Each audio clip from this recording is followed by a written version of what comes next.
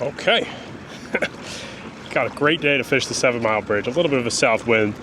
But I gotta pay attention with a lot of these grass mats on. So even I was just powering this camera on, just sucked in. I'm gonna try to do this uncut, right? Because that's been fun. A lot of people like it.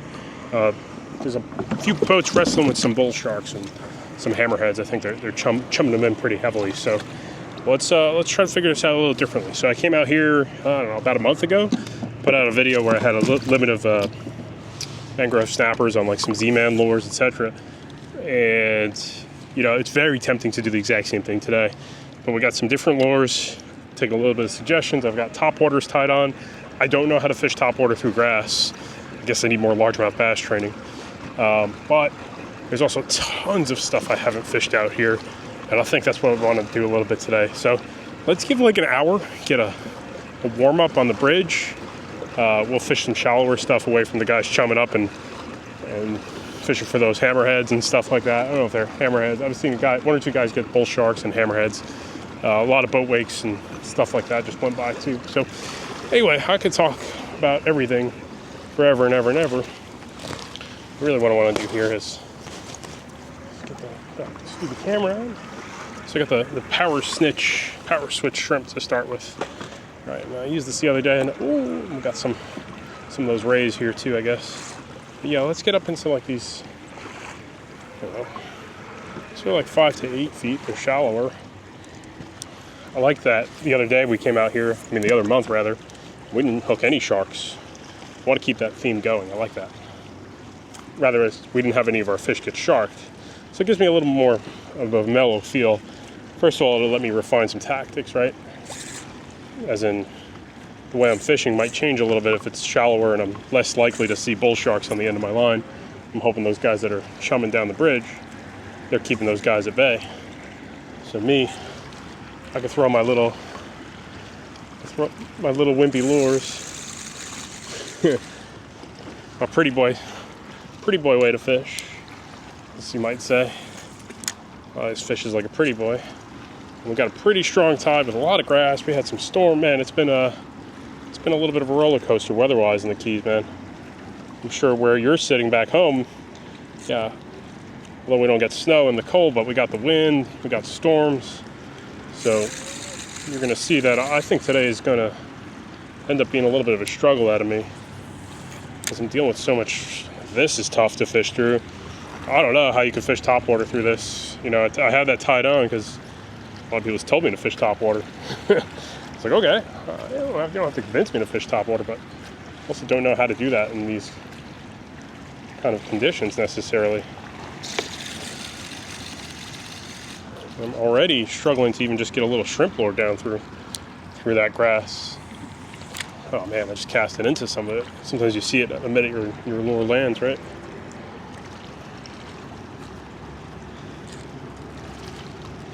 Are we in 5 feet? We're fishing pretty shallow.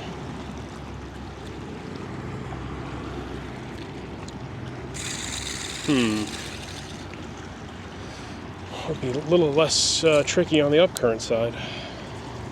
Should we just go out to the channels and vertically jig? I don't know. All right. Either way.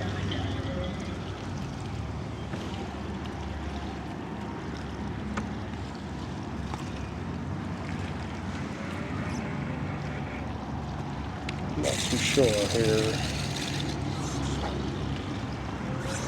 All right, let's pop through, see how this feels on this side here. All right, it's got some depth here, but under the tubes, but backsides are a little shallow there. 8 feet is what I'm starting in here.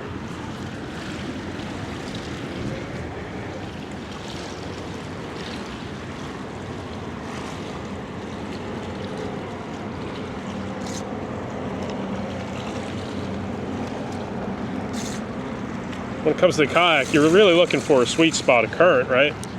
Where you got some current moving just fast enough that you fish a lure or something like that, or your baits, but you're not, struggling to get down into the zone. Right here, I think I got it. You can tell there's even a little bit of like a swell from the storms last night. So Definitely an unsettled day of weather. Yeah, I'm rolling and bouncing here. It's fine. Okay, let's see. We got a little bit of a deeper cut here.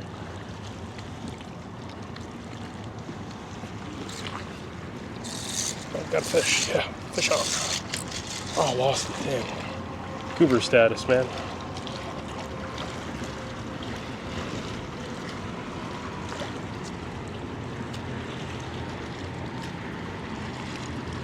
A goober.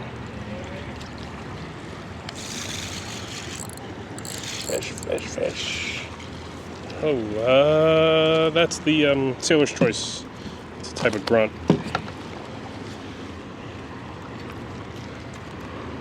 Very generic looking fish. If you're watching at home, it's one of the few fish that looks like it doesn't belong in the Keys, right? It looks like it could be a freshwater fish even. But yeah. This guy was chumming sharks and he got bored of it, I guess. I don't know.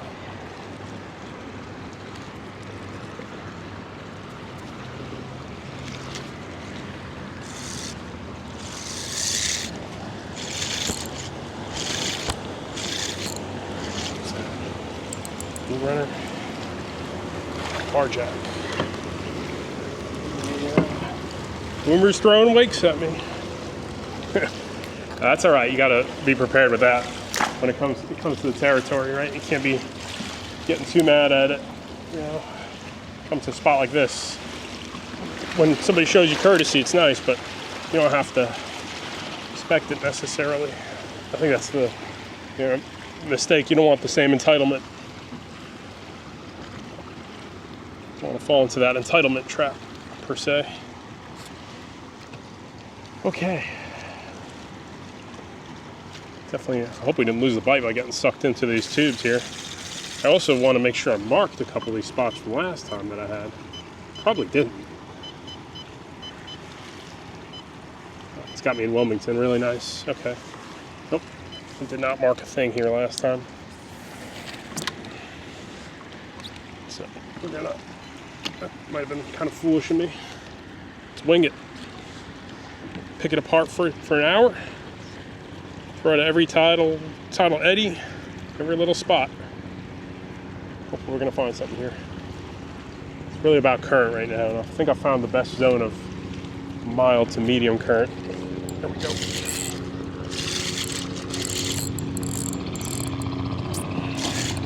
It's a jack, I think.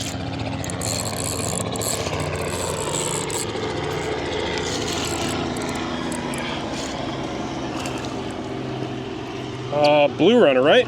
Yeah, blue runner. Another jack family fish. Of all the jacks in the Keys, I seem to catch these the least amount. That's a serious shark bait, I bet, for the guys chumming sharks over there.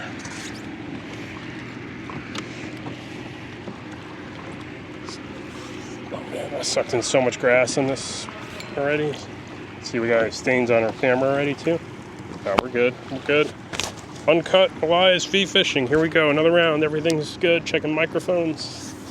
I don't know what to talk to you about today. Keys. Keys are definitely warmer than Carolinas right now. Take your good and your bads, right?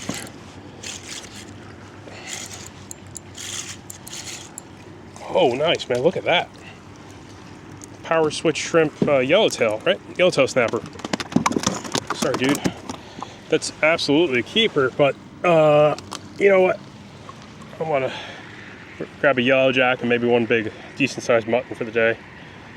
Somebody at home is cringing that I just threw that fish back, but I only need like 2 or 3 fish today. It's just me kind of solo. Well, all right, power snitching. That's what I call that shrimp. Yeah, a couple, maybe 1 mangrove or 2 mangroves. I do want to keep a yellow jack as a poke bowl if I can find them. A couple of guys at the tackle shop said they've been harder to find right now because there have been a few cold fronts, but today's one of the first warmer days in a while. And we gotta, clench our Catching some funny stuff off this piling here, man. We went to Isla Morada the other day, and I wouldn't say it was boring, but the diversity definitely wasn't there like this already. What have we got? 3 fish that are gonna look up. 3 fish that were all a little different. So this shrimp is pre-weighted, right? So there's the convenience of that. It's 5/8 of an ounce. It's got a Powerbait scent on it, and look at the hook placement. It's pretty cool. It's really far back, so it's got that hopping action. So I would say that's a good jigging profile though. But I said it, and I don't know how my videos are going to upload, what kind of orders. The last video I said the problem I feel like is, I think these things are $10 a pack. Ain't cheap. Doesn't mean they might, depends how many fish I might get out of these today here.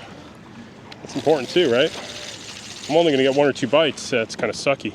If I got, pack of me gets me a dozen fish, that's not that bad. Really wish I saved marked where I caught all those snappers the last couple times. Oh well, it's no big deal. Find them again.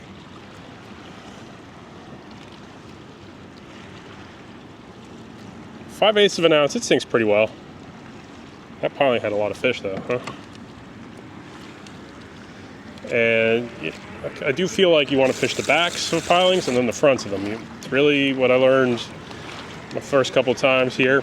I know I should be fishing bait. I read the comments all the time, but one of the reasons I just never stop and get bait is because let me show you what's back here, right?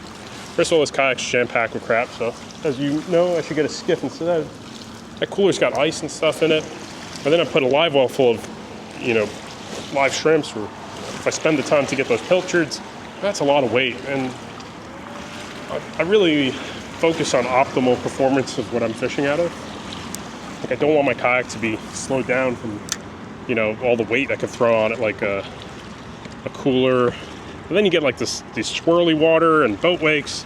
Man, just having 30 pounds of ice back there, 20 pounds of ice back there, that already slows the kayak down. Then you tell me we got to put a live well too, man? That's a lot of weight. So I'm kind of always like, ugh. So I know it might not make sense to a lot of people, but that's why I always kind of just go down the route of just throwing lures. It's more of a convenience factor. So, I think a lot of people who kayak fish might get that, but it doesn't make sense to a lot of, ways to think either. So, I don't know. I'm overthinking it, and I think I'm looking too much into the comments these days. It's because I got a lot of different audience. See, I don't fish the Keys. It's not my home waters. It's a vacation spot, so I always feel like I'm doing something terribly wrong every time, and I'm, maximum goober level.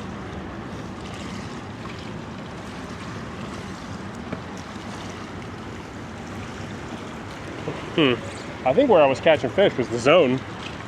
I might have left the fish to find more fish, unfortunately.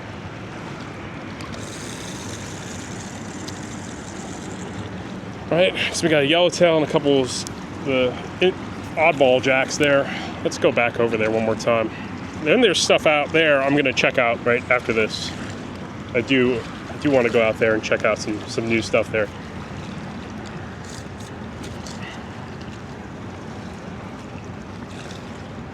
Had 3-4 bites here that felt small.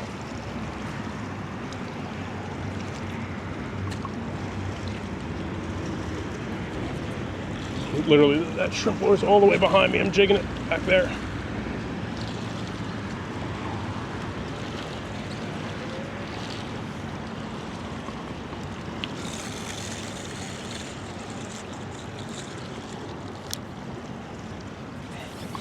I don't know about that 30-pound test, man. I'm already not confident in going to 30. I feel like that's I don't know, maybe a mistake. Oh, God, I missed him. Dang. Sleep on that trigger there.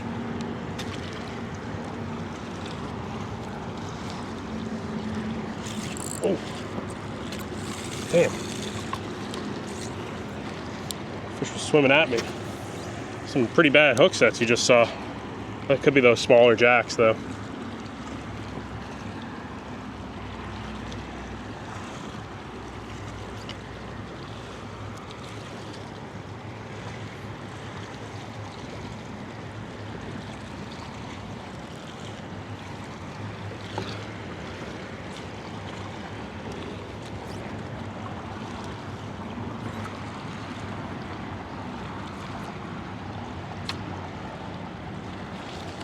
looking, my eyes are not looking at the rod tip. Well, yours might have been just there.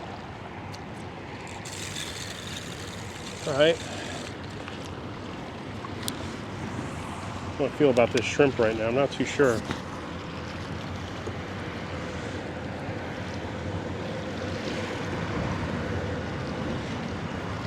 Presentation's everything we want to get bit around here, though.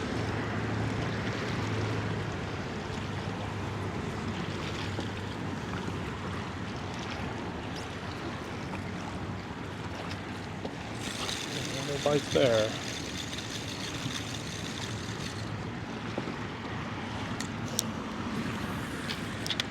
I think I found a zone where I can comfortably sit and throw these lures, though, for now.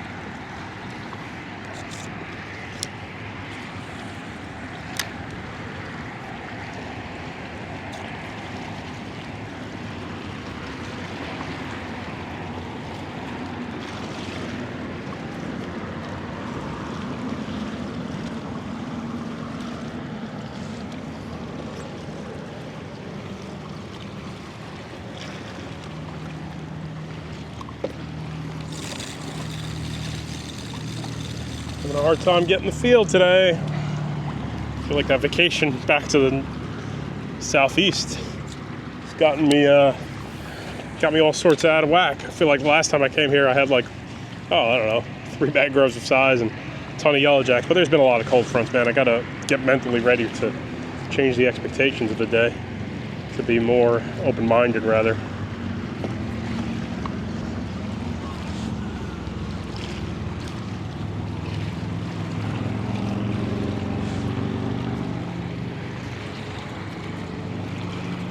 Current's very fast today too.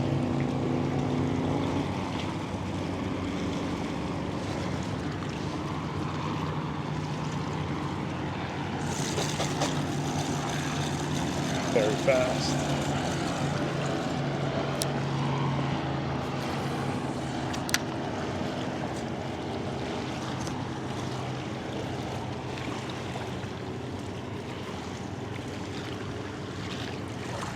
One good bite's going to turn our whole attitude around. I mean, we did get a nice yellowtail to start, so that is good. I feel like I'm not getting any bites on the upcurrent side right now, though. Right?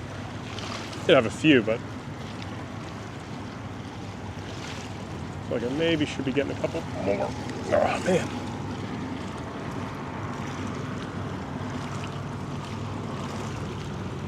I keep missing these fish today. Maybe the hook placement on this jig is not the best. Then I wrap myself up.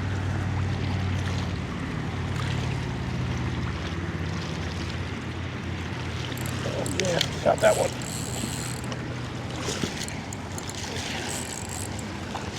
This feels like a small grouper, maybe. Oh yeah, F yeah. Give me that stabber, man. Come back, come here, man. Heck yeah, heck yeah. Oh, sweet. Is that a cubera? I think that's a juvenile cubera, maybe? The overbite's got me thinking. Either way, he's legal size, right? Yeah. Yeah, he is. I think that's a cubera. See that teeth? It's very hard to identify at this size. So I think, no, the cubera minimum size is 12 inches.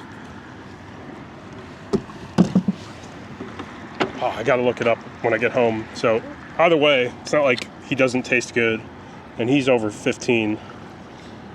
So yeah, I think that one's a cubera. Gosh, ate the power stitch. Ooh, he cut me too. We're not gonna be bleeding on that. All right, that's gonna be our fried dinner. You know, little fried fish action's always good. First 20 minutes, we got a keeper cubera. I think that's a cubera. Brought this over to Isla Morada. I'm not sure how these videos are going to upload, and I wasn't too impressed with it, but Another bridge, it didn't seem like that bridge just that day had so many jack crevalles that there was no effective strategy. So it did catch a couple decent fish over there, but hey, let's get one fish for the table on ice. Oh, I'm so happy to be out here. I hope you guys are enjoying this too. I love doing this, being a total kook out here. It's so much fun to me. So hang on, a quick wipe. I'm stuttering, man. My words are all... Oh man, I feel like I'm back to day one fishing out here. Quick snip. I got that brain spike I ordered off Amazon. I'm gonna give it a try, man. That stuff scares me, messing with it in the kayak sometimes. Fist pump, man. Yeah, that's it. You're bleeding, but who cares? Look at this. This is from last month. My hands have been through cheese graters out in the Keys. You know, I got a lot of comments. I've went through them when I was down, you know, on some downtime. I don't read through the comments too much on the edited videos, but the unedited stuff have been a little bit more interested in engaging, because I'm trying to learn about what's changed and how I can hopefully keep these unedited videos going, because I kind of like making them more than anything edited. Because the last thing I love to do when I get home from a day of fishing is, ooh, let's go jump on the computer and get some sick edits on out of my content. You know, there's so many channels making really good edited content, and there's a few of us doing the unedited stuff. I don't know how long, you know, people are going to be interested in it, but I feel like very few people can pull it off. I'm kind of amazed people are watching mine. So I am pretty, you know, I'm a glowing ray of sunshine, I like to say. You know, I don't have the most entertaining personality at times. It's like going watch, some of my buddies say it's like going fishing with Larry David fishing with me, because I can be pretty Elias-y, right? Dry,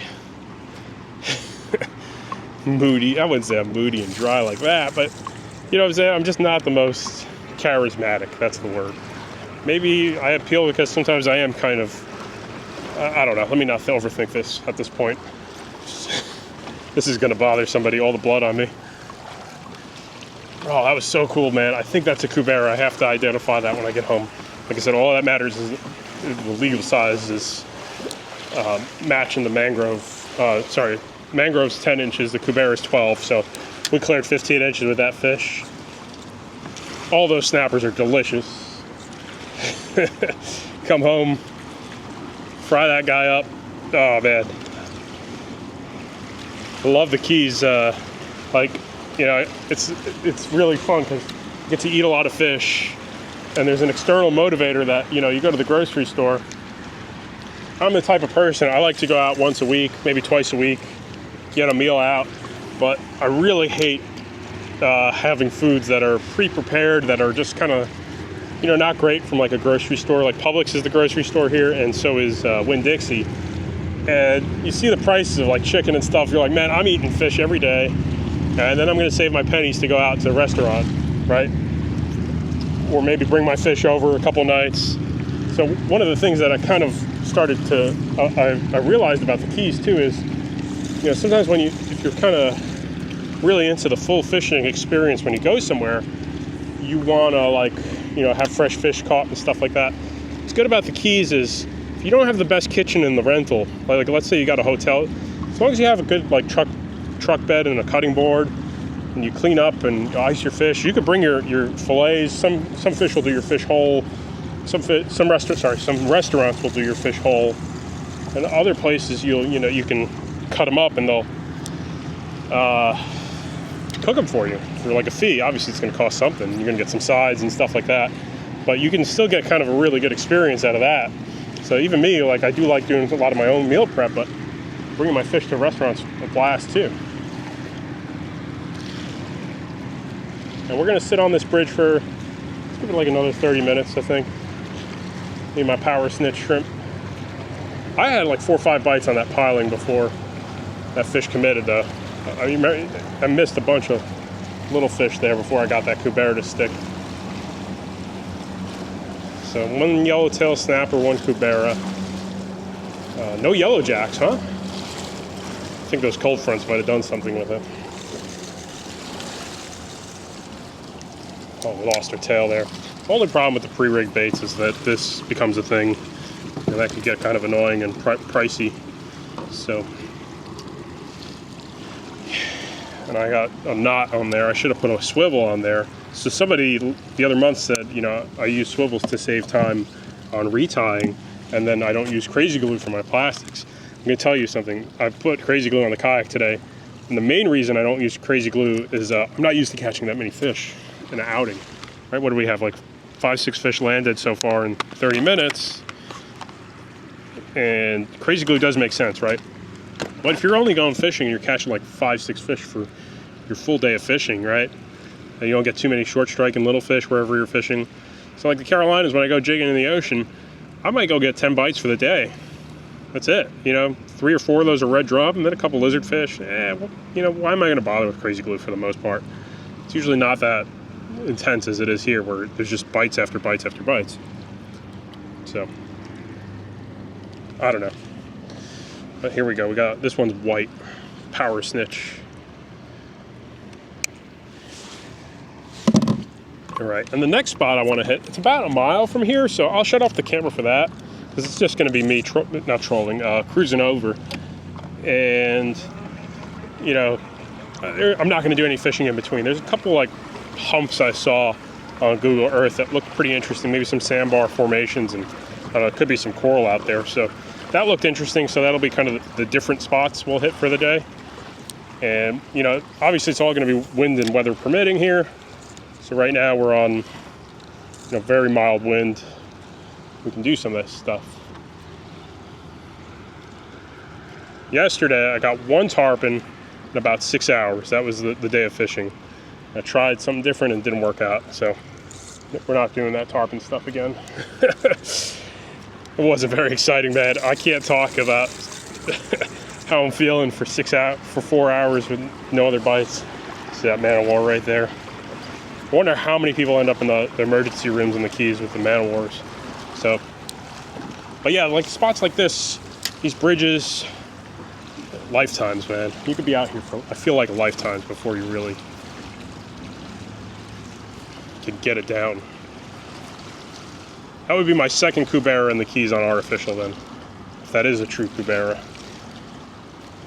I remember when we were in Panama fishing Tropic Star, one of the older gentlemen was really also kind of a big freshwater guy. And I'm not a freshwater guy, but he was fishing rattle traps, right? And I think he was bringing those rattle traps in so aggressively, those cuberas were striking so far from the rocks. He was landing like 30-pound plus cubera snapper. I'm not making this stuff up, man. He was landing like 30-pound plus cubera snappers on just like an old Bill Lewis 1-ounce rattle trap. And I guess those fish, you know, if you really get them in the right spot and get them that aggressive, they'll do that. But we put the shrimp down here.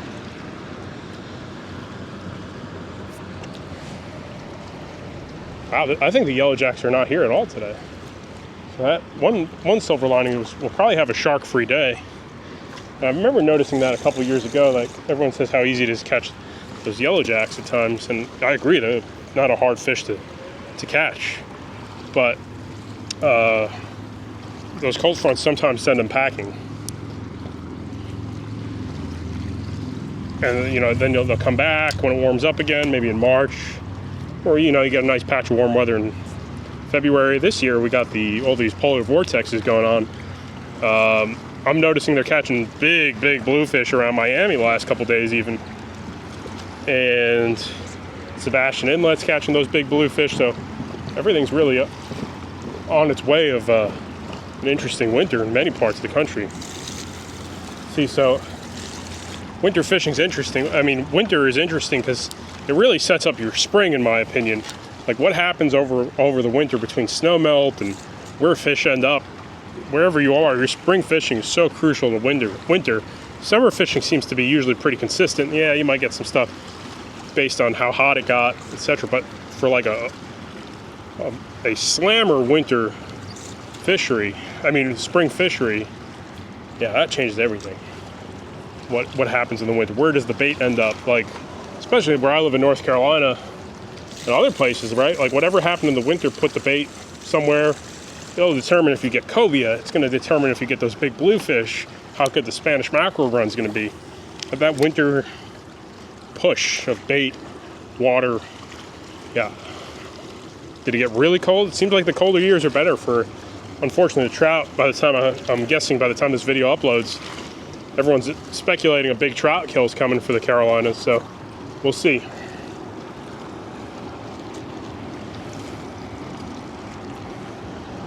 All right, so this color on this shrimp is white. What, we haven't had a bite on white, huh? Either way, we're gonna keep moving up down these pilings then. I'm gonna hit these magic spots I saw on the map. I saw some real interesting looking dark patches. I haven't fished before, so it's more of the same plus a little different, I guess.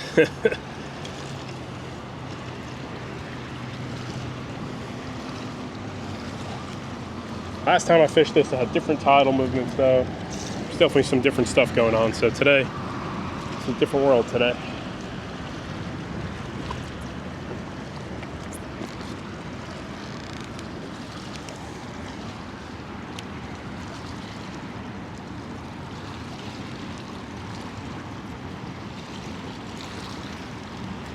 I mean, these fish can see these jigs from a mile away though, I guess. Like, there's no way they can't.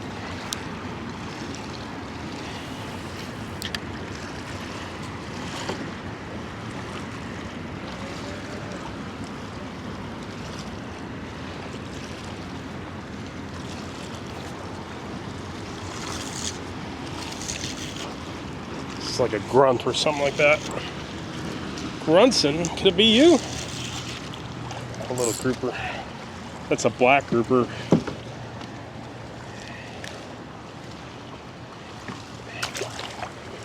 There are some decent ones here. I've seen some like 24-inch grouper here.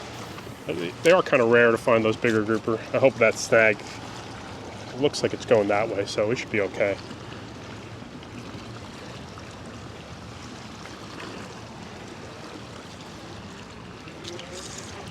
Had a bite in there.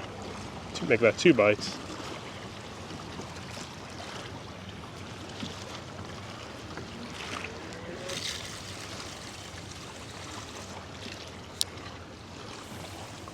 This one's gonna be tricky. I know, like I said, that thing's dipping into the water facing this way, so if I fish behind it, I should be okay, but we might eat our words on this immediately.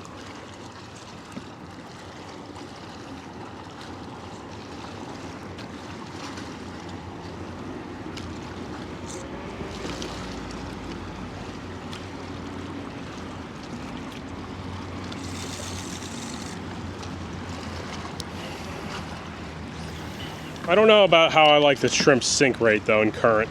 So I kind of like the Z-Man with the jig head.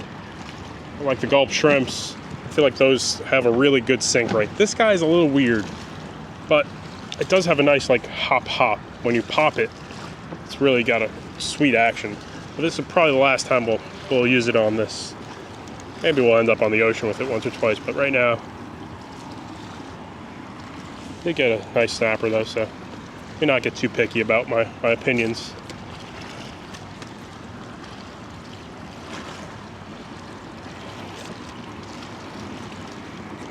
Ooh, there he is. I have to say that stereotypical, there he is. What is it? Barjack again, huh? It seems like these barjacks have replaced the, oh my gosh, he's bleeding like a pig. Might even hook you in the gills, man. It seemed like they're real bloody fish though. Man, I'm getting sucked into some heavy current here. Oh gosh. Sorry, dude.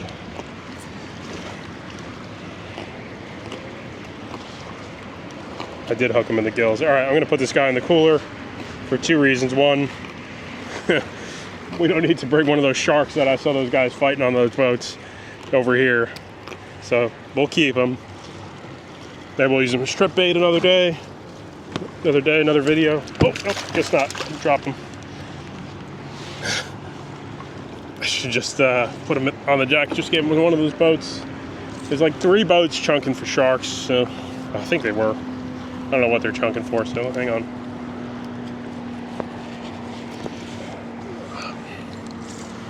So I think I wonder if those boats keep a couple of those sharks, though. That's interesting. I never really thought about it, because I think the minimum size for the bull shark's 54 inches. Blacktip has no minimum size, but I don't see that many blacktips here. They're here, but definitely always seems like it's mostly those bull sharks. So I do kind of wonder if those guys keep those bull sharks. There's a couple of guys probably, because I've never eaten bull shark. I've only eaten thresher shark and mako. I've never eaten a blacktip either. And dogfish, spiny dogfish. Spiny dogfish is definitely not very good. I mean, it's okay if you really take the time to prep it. It's one of those fish that you got to put in a lot of time to get a good result out of it. That's quite a few fish are like that, right? There's simple fish, like what I just kept and put in the cooler, that Kubera snapper. You pretty much, you can't do no wrong with it, right? You're gonna have a nice end result out of a snapper. The more elaborate stuff like the rays, the bluefish, the sharks, they require a lot of extra love and time and attention. It doesn't mean you can't get a nice meal out of those fish either. But really the thing that you gotta keep in mind is it's not just throw it on ice, you get home and you're good, right? There's like different types of anglers out there, right? There's a lot of people like me who put the time more into the fishing, and I love eating fish, but I also don't want to put a full day's prep into something like a shark or a bluefish necessarily. Every now and then I might do it, but on the regular, that's not for me. Moving our way down here, this bridge. Not getting any bites on some of these pilings, but we're picking up way more grass than typical. So, like right now, maybe I'll keep a yellow jack if I get one. Right? It's another great fish to eat.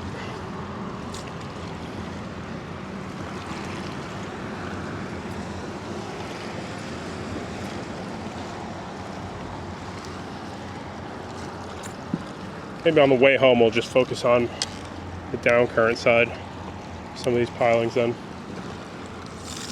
You get those cold fronts, it's a little hard sometimes where the fish are going to be. I am curious too how much those mangrove snappers move in and off structures based on, fronts. Like for example, sheep's head in the Carolinas, yeah, they'll move a lot. But snappers, I'm not too sure if like they have a home and that's it, or a place like this bridge everywhere can kind of be their home at times. So I don't know.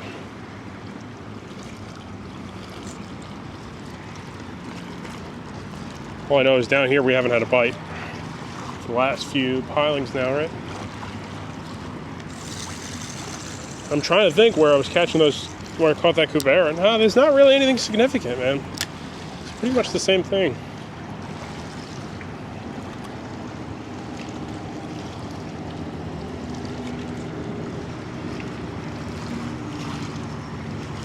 But it did seem like there was a cluster of fish, right? I got a grunt there. There was definitely a little bit of a cluster of fish there. So I'm not like really fishing the spots I might typically fish a whole lot too. The current was really strong on those, that being one of the main reasons. And then there was a couple of charter boats, and I don't want to fish. This bridge looks exactly the same everywhere you go, right? It's 7 miles. A lot of it's really similar. But a lot of these spots are kind of different in some of those regards. And as of right now,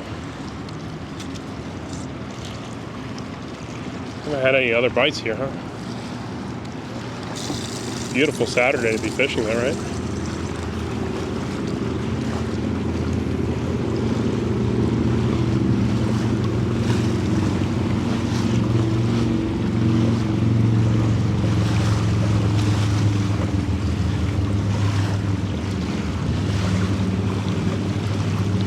Yeah, really nice clean water today too.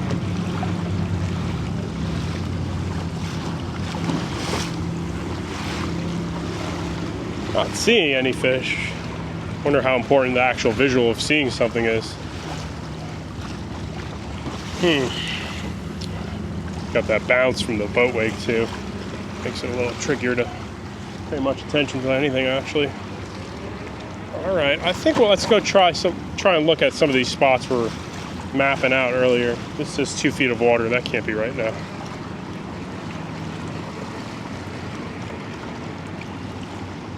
I think that's what I want to do.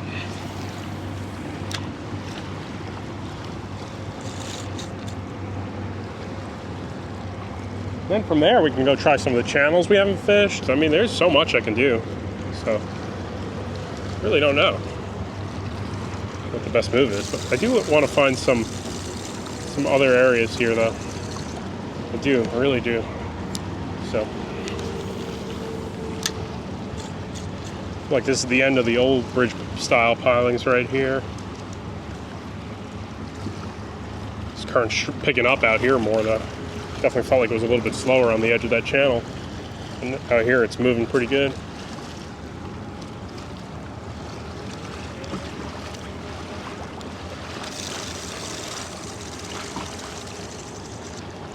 What do you think? What do you think? I don't know. Need Justin just to be like, put out a bait and just catch a shark. I know, it's like, he always tells me that sometimes. He's like, just go sharking. I'm like, I know, I can't get too into sharking for some reason. Catching these little fish does it for me. Something about the sharks just doesn't really do it. I don't know why. I really can't tell you. Maybe the joy of catching a fish I can eat sends off something in my, you know, maybe my endorphins, I don't know. Catching a fish like a shark, something about that just doesn't do it for me. Okay, here's what we're gonna do. I'm gonna power off my camera right now because I'm making my last cast here. And I'm gonna look to that zone I was looking at. I saw some coral and some bumps and boulders that looked really good. I want to try them. So, some channel fishing, and we can always come back here. So, thanks for hanging out for 45 minutes so far. I'm gonna drink some water, take a leak. Let's get back to it in a minute.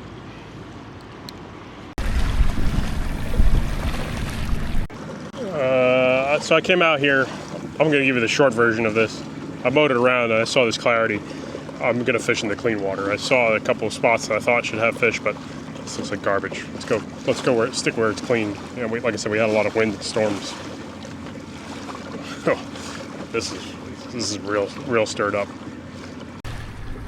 And it's so hard to, you know, understand like things like water clarity, current speed, breaks and cuts. It's really important details that are easy to overlook. Like sometimes you'll have a good day fishing the dirtier waters here, but like if there's clean water nearby, it's like you gotta stick with the clean water sometimes.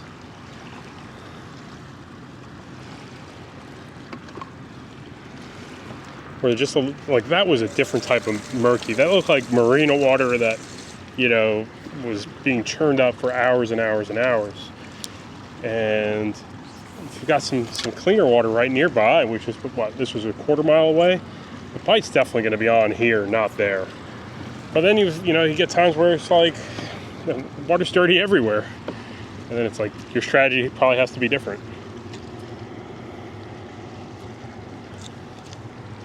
Oh, that's a nice fish, man. We're up in 5 feet now. What is that? I think it's yellowjacks fighting over it. Yeah.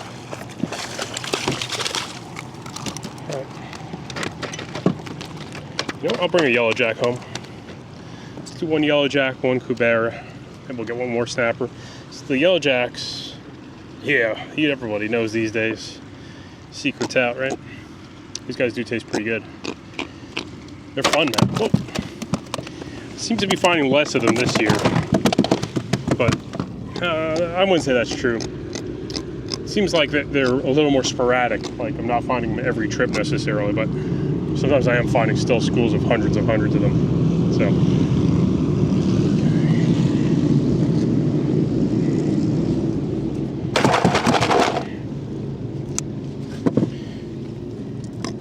Never eaten one of these things. They're excellent fish.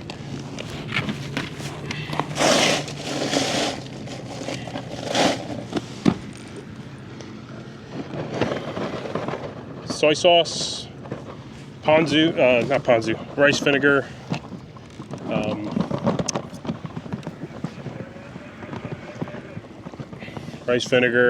sumac, sesame seeds, sesame oil, chill it all, 30 minutes, cut out that bloodline. I'm telling you, it's real good stuff. I got that brain spike coming. I'm gonna give it a try again, man. You know, it's very tight working space sometimes. So I do wanna, you know, if I'm gonna keep going uncut, last thing we need to see here is a fish rattling around in the cooler for hours. You know, it's one of these things I have to be considerate of. So, like, I'm used to it, right? Like, that's how I was taught, you know, years back. Bleed a fish, just put it on ice, not much else. And, you know, the internet has basically called out that that's kind of barbaric, right? That fish he's on ice, he's gonna, you know, succumb to being out of the water. Fish need water. You know, probably 10-15 minutes on ice over there. I'm gonna eat him. I took the best care I could, but I never learned the brain spike thing until I tried it in my kayak a few years ago with the wire, and I was like, I ain't doing this in my kayak with a fish flopping around. But maybe I could just do the brain spike, skip running the wire through everything. Maybe that's already good enough as a kind gesture to that fish.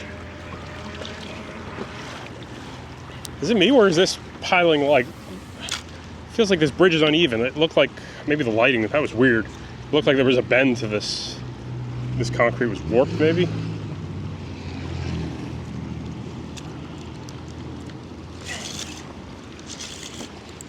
I feel like we got to be careful in this jack zone here. I feel like he's somewhere, especially in this murkier water. I don't like it.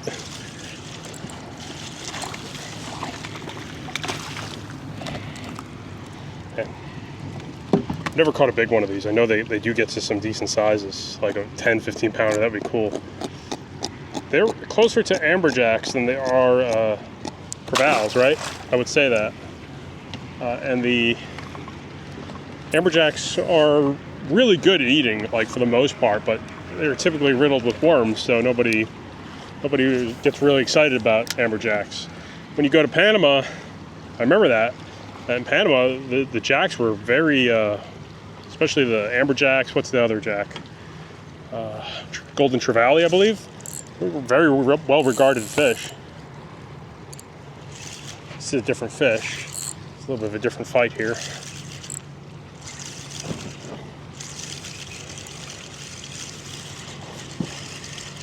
And that is, whoa, look at that mangrove snapper, man. Yeah. All right. We got fish for the next few days. Nice sized mangrove. Also on the power switch shrimp. Yeah, man. That's cool, man.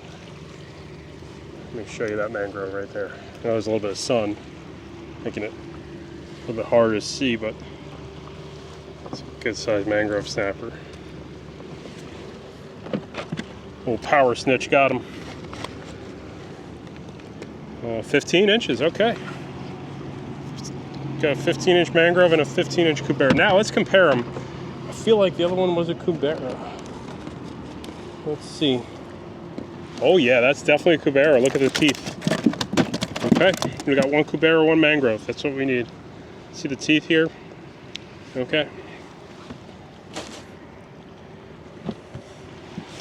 Definitely a cubera snapper. All right. I think I've got good on the fish I'm going to need for the next couple days, so let's go explore around and see what we can find. You know, we got more ice.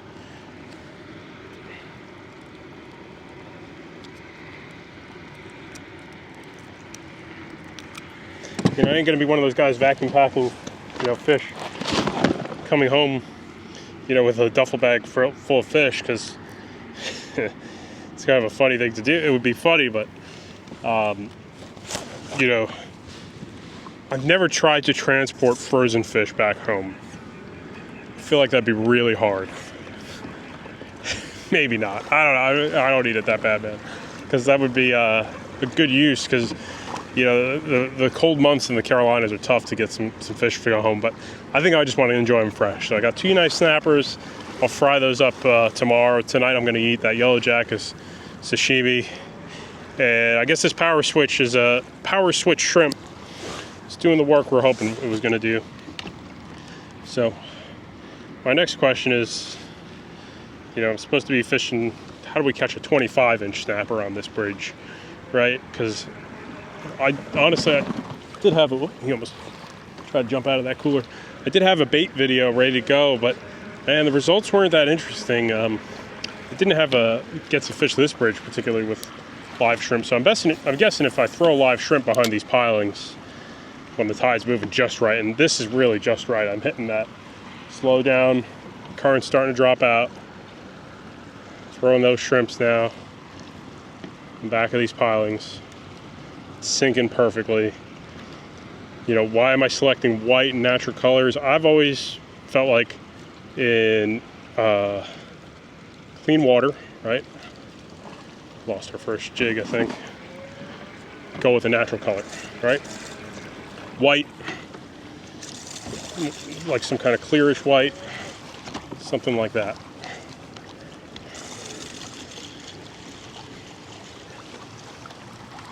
Dirty, murky water, you want to go with something else. Well, there's some debris back there.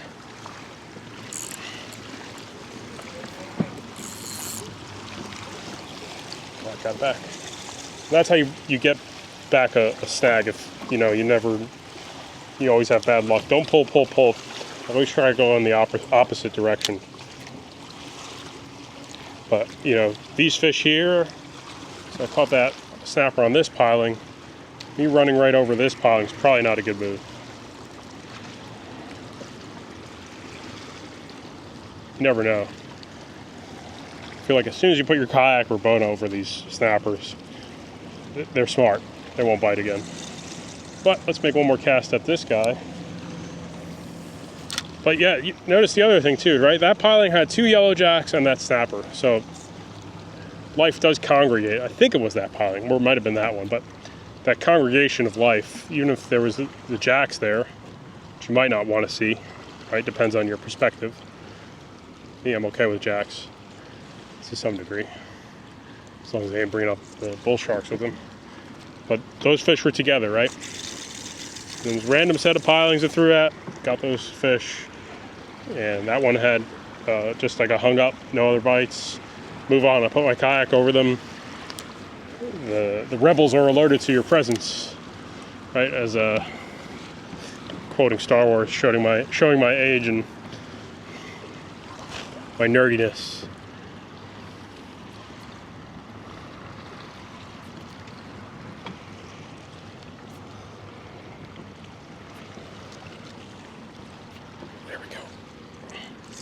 Smaller fish here. I don't know what this is. This could be a grunt. Brunson, huh? Okay, this is another yellowtail. Did forget about that first yellowtail we had too. These snapper do tend to see that when a fish has that tail, they're fast, right? That is a fast moving fish. Mackerel have those kinds of tails. Bluefish have them. So those are the fish that can really swim fast. Sometimes they're structure oriented, but faster moving fish. That broomtail is more about power, right? Power upon hookup, power. It's a powerful fish when it's got that broomish style tail. And I do believe that every single piling here has got mangrove snappers, right? And some pretty big ones, almost every single one. But it's coercing one or two of the nice sized fish to come out and bite your jig. It's a game of patience. I missed something there.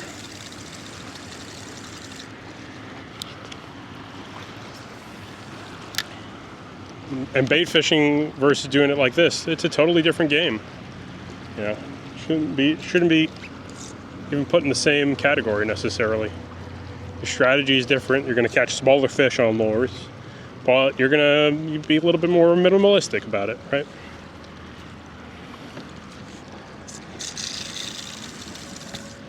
But you can still have a good day, and it's all about your perspective or opinion on it.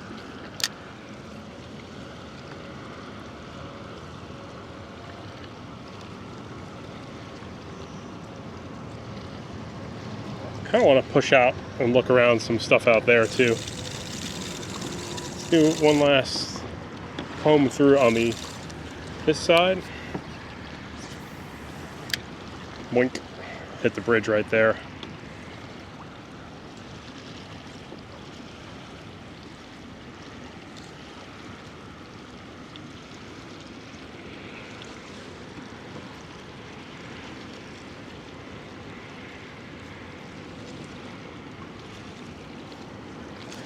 Oh, that was a nice bite, man. Man, oh man. Missed a good fish there.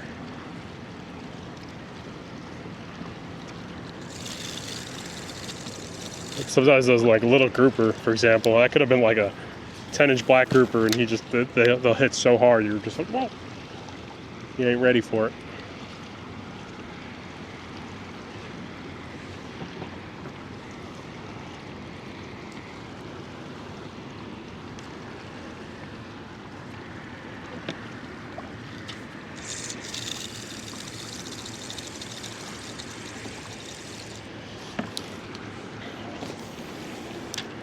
Guys are working on the weekend. Wow.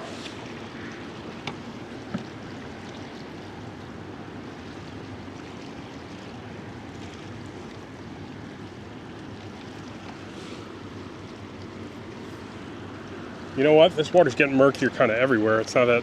It's just it was clean for the start. I think that Atlantic side got stirred up really badly from the storms in, and this side's looking a little quite a bit chocolatey, huh?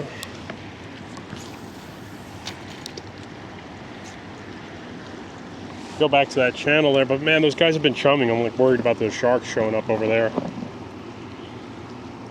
So probably should be worried about those sharks showing up down there.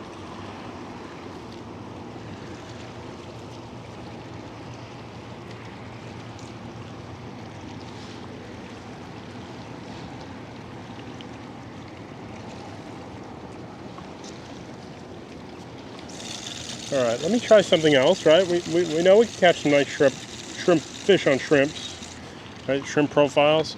Everyone's been telling me I got to fish topwater, right? So here I am. I brought myself a Nomad. This is a Nomad. I don't know. I think it's one of the fancy Nomad plugs. I don't fish topwater much in the Keys. A lot of it is out of, oh no, confidence. The minute I switch to topwater, we're going to see the embarrassment of it. Suck at it, right? Immediately. Surprised that didn't split that lure in half just now. Gotta be careful when you throw topwater plugs like that, because put a hole in them and they won't swim right.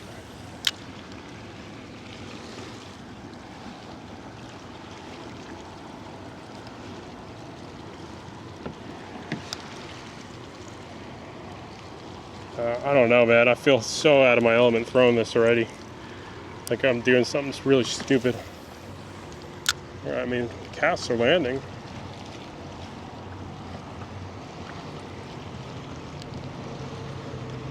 You see, like I'm getting the grass right away. I don't know.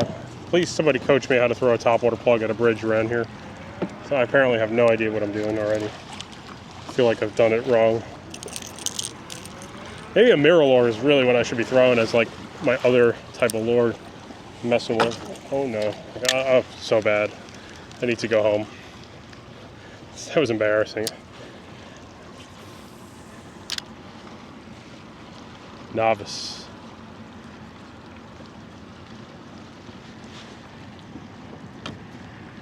Yeah, how do you throw these things in this grass like this though? I don't know. I'm sorry I even tried it. Just trying to be a little more engaging. I'm sorry. I thought I could maybe raise a couple jacks on this. That's a lie. I can't even catch a jack on topwater. I'm so one-dimensional of an angler. Please show me how to catch jacks on topwater, right? Because apparently I can't do that. Like, we know there was jacks there. We saw them, a bunch of them, right? Well, I can't do it. Can't figure it out for the life of me. Let me go back to my dumb shrimp. Somebody else said like I should try using a bucktail with a mackerel strip. I tried that. All I caught was like nurse sharks. I've tried a couple things and I just can't I suck at it, man. Confidence is low.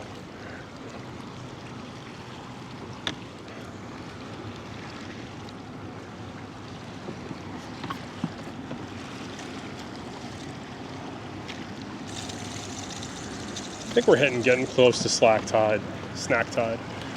Let me see here.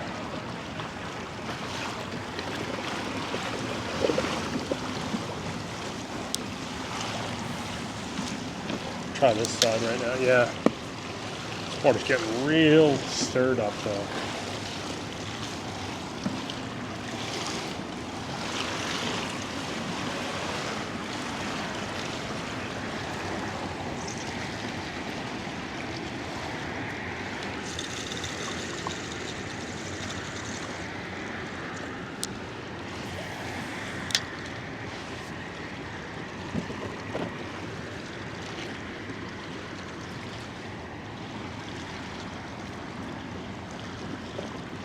Should have been out here earlier.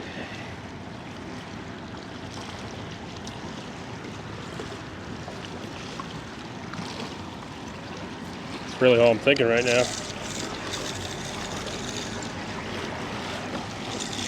There we go. Oh, missed him.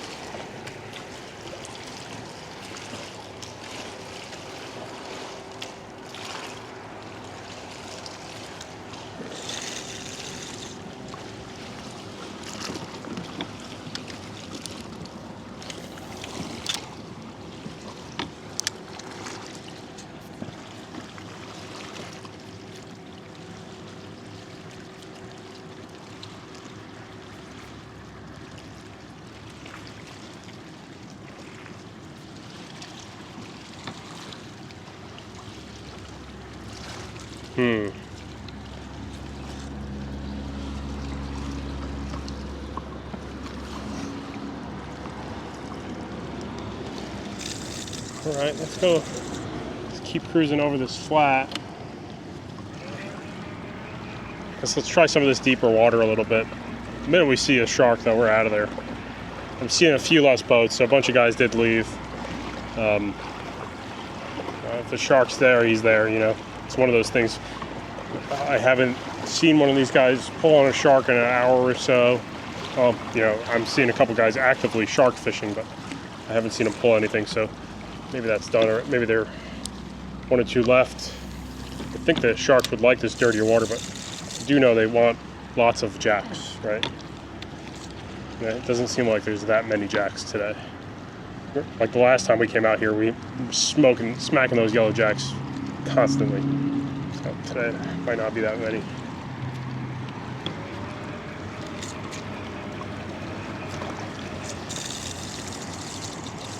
And this dirtier storm water is tough to fish through. I'm glad I didn't go to Bahia Honda. That place, if it looks like this here, Bahia Honda would be real grassed out. And I'm also glad I didn't try a patch reef today, because it was going through my head, maybe I should try hitting the ocean today. But then I was like, I think we had that storm.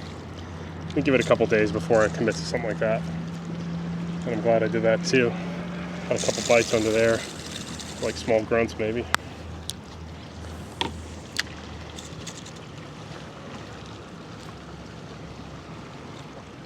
I know there's snook here. Like I've seen them here and there. And I said I have seen cuberas before. I don't know about red drum on these bridges. It's probably pretty rare. I've heard of them getting on a couple of bridges around Isla Morada, that kind of area, but I don't know about around here.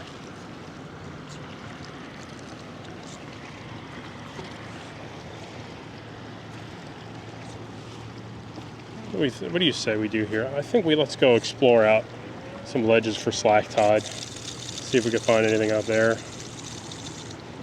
This grass is tough, man. And then a very expensive boat coming at me.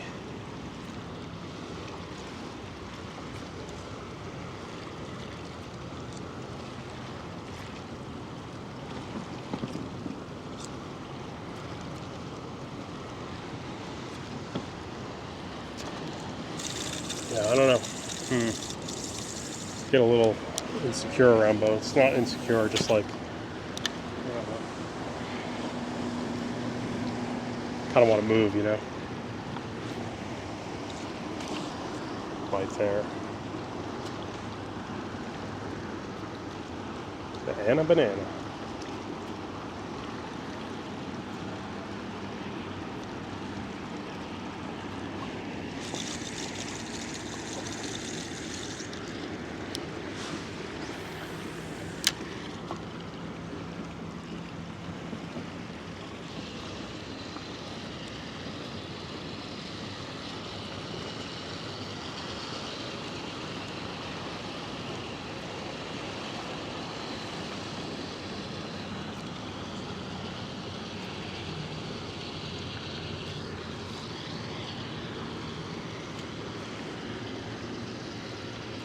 What do you say we go try some ledges out there? We'll come back here maybe for the outgoing.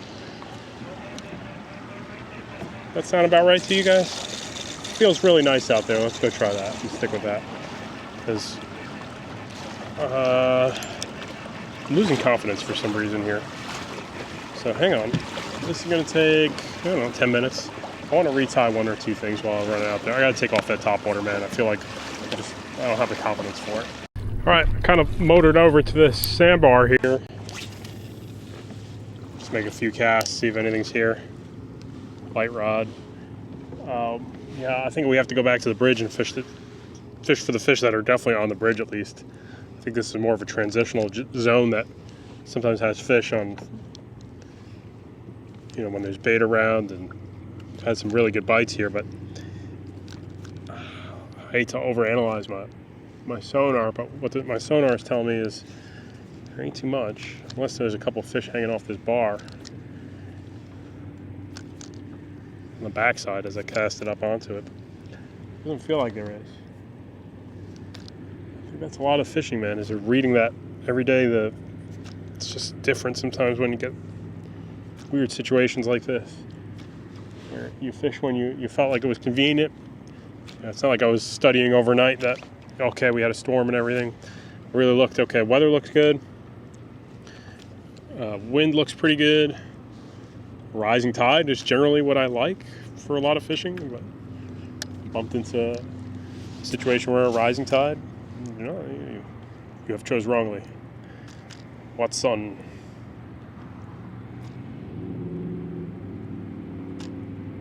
I mean, there are a bunch of boats going at it on the bridge. There, 4 boats. That's not that many, really. It is a weekend. You know, usually I don't even fish on weekends. It seems like in the Keys, might be a few more people on a weekend out and about fishing, but especially a spot like this, you would think this would be a mob scene, right? I guess everybody is out in the stream, though. Ooh, finally had a first bite there. Ooh. How long has that been? It's been a minute.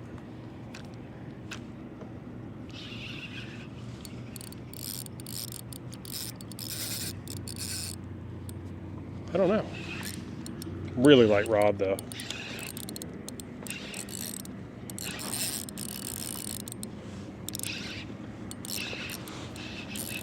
Don't bring up anything. I hate it when they try to surface right at the kayak, under the kayak like that. Mutton snapper. It's a mutton snapper. I had 2 bites from him. I'm guessing the first bite he chopped that tail off. They got to be 18 inches to keep, and I got 3 keeper fish in the cooler. So, you know, yeah, maybe I'll keep one more fish, but there's no real desire right now.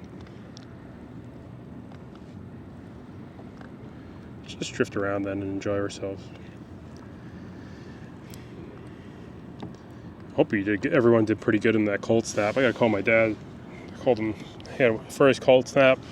He's up in upstate New York. I got to look at the temperatures he's getting. I'm guessing it's going to be he gets below 20. See, my dad is originally from the former USSR, so I think he gets some kind of nostalgia out of being in severe cold. Maybe he's not like me. I like it warmer. You know, just total opposites. Dad likes it very, very cold. He's a tundra kind of guy. Man, this rod is awesome. Little Phoenix. Yeah, so he likes it out in the tundra, but you know, he's getting in his mid-70s, man.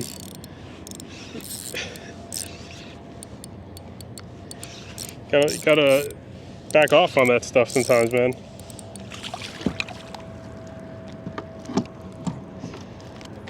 To be out in those conditions, man.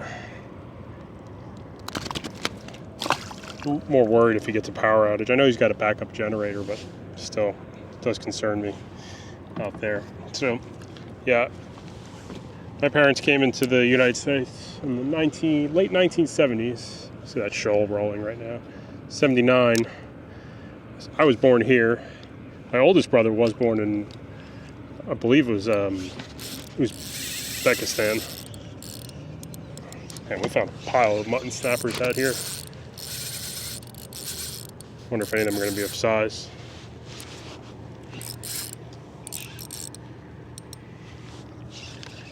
Every now and then you find a nice one in the mix, but usually, yeah, for the most part, they are smaller.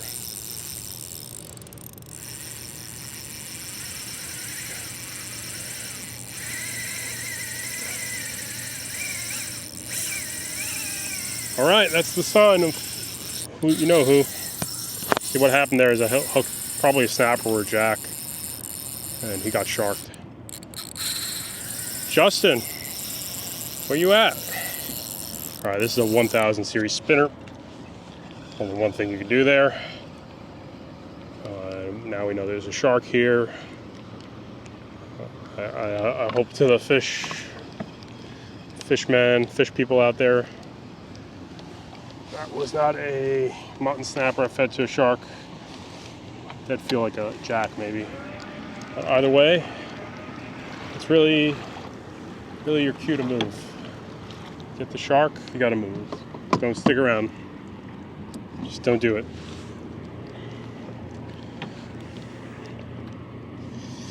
Sorry, snapper.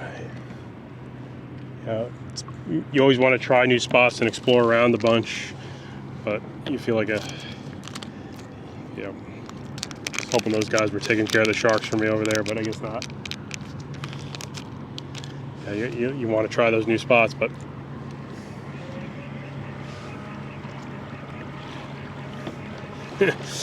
you know, somebody's like, how come you didn't want to fight it, man? That's awesome. Dude, I'm not going to win that battle. There's no way I'm going to win that battle. Then on top of it, I'm going to fill up the watch time with a shark, man, like that. I don't know. You know, Justin, I like Justin's video because, you know, I can't fake excite that I don't want to hook that thing, man. So that's me, man. I'm just not that into them. Especially maybe if I had a different setup, I'd do it every now and then. I don't mind black tip sharks that much, but I'm guessing that was probably a bull shark or just one of these megalodons. You're not stopping anytime soon. So, and there was a lot of fish under my kayak though, but you know how it goes when it comes to stuff like this. You get huge concentrations of fish. The Keys, if there's really a lot of fish anywhere, more than likely, I mean it, like more than likely there's a shark somewhere. You get a big concentration of life. I don't know where that thread went. I was too busy talking nonsense.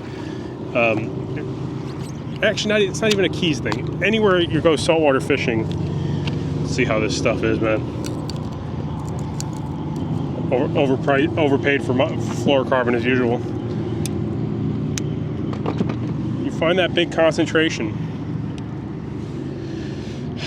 I think he's always there, like North Carolina, Keys, just anywhere there's a lot of fish, he's going to show up. So you have like 2-3 bites, you know, before the shark shows up. If I keep jigging there and dropping down, I'm going to get another shark show up. Could be that same shark. And, you know, I'm out here keeping what I need. I'm enjoying myself. But, you know, a lot of people already get kind of flustered at what going out here catching fish to eat, but I'm releasing 70-80% of what I'm catching, while a lot of people would prefer if I keep everything that I'm catching, right? Oh man, tagging went in the water. I feel like see, I was able to get it. Oh, missed it. Damn it. Here we go. We got it. Trying my best, man. I'm trying. Anyway, what I'm trying to say here is, you know, try to minimize my impacts as much as I can. You know, in good conscience, especially if it's going through my brain. There's one, you know, in one sense there's ignorance, and then on the other side there's, you know, purposeful ignorance. All right, what should I fish with now? Got some more shrimp lures. These are all about the bait shrimps. Steve Nakano, I believe his name was. Key West kayak fishing. OG of kayak fishing the Keys.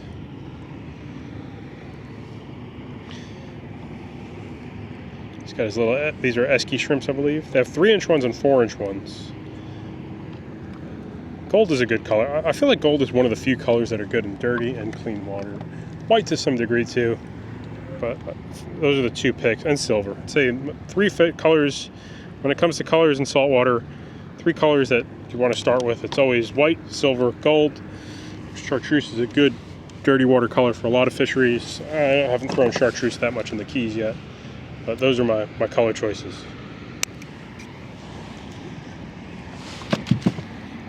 Man, I'm making a mess here. Look at the tangles I got here. Slight rod would be a blast if we didn't have to worry about that shark.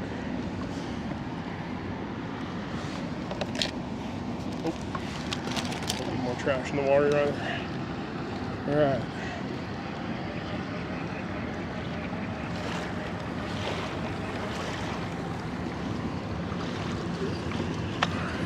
Obviously, we're going to put a shrimp scent on a shrimp lure.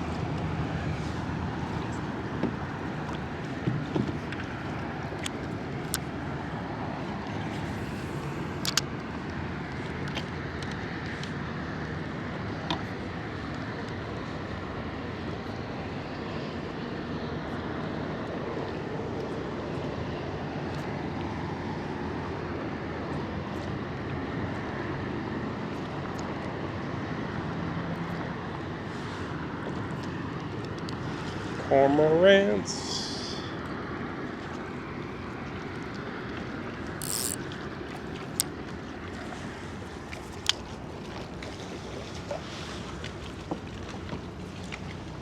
What a pretty day, man. Truly lucky to be here and fishing here. Mangrove snapper.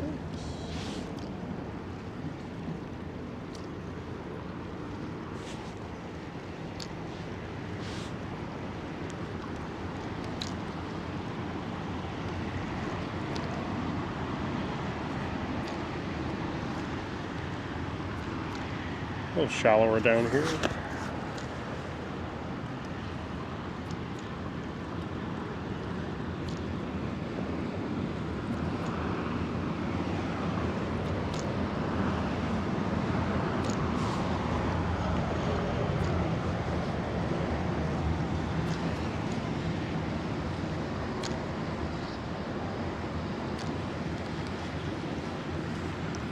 Fishing in that deep water is good, but it can be sketchy, and that's it. Yeah. Seems like you reduce your odds of sharking the shallower you're going, without a doubt.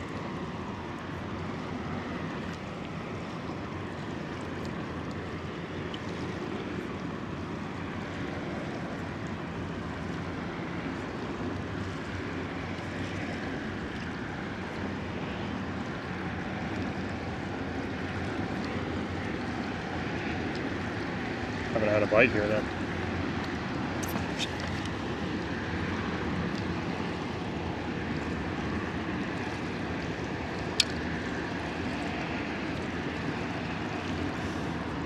Shark smugged you. That's it. Sent me into the zone with no fish.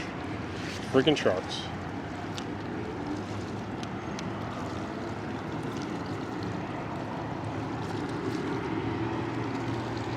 Tide's slowing down a little bit though.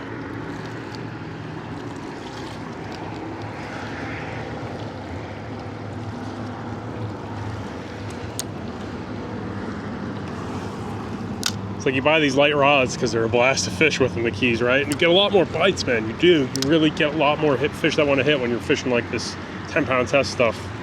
But then it's like certain areas are just, you can't use them too much because of those sharks. But I pushed back into 10 feet here. Held that flurry of bites in like 16 feet. Those two short muttons. And then I think working on it. See, was that better? Mutton. And then that other fish that felt like it was a larger fish. It was either a nicer sized mutton or a jack. And then, you know,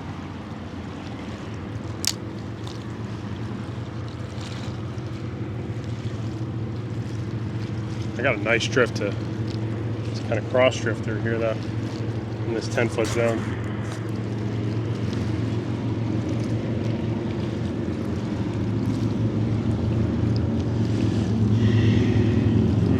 Those jacks aren't on every piling today though.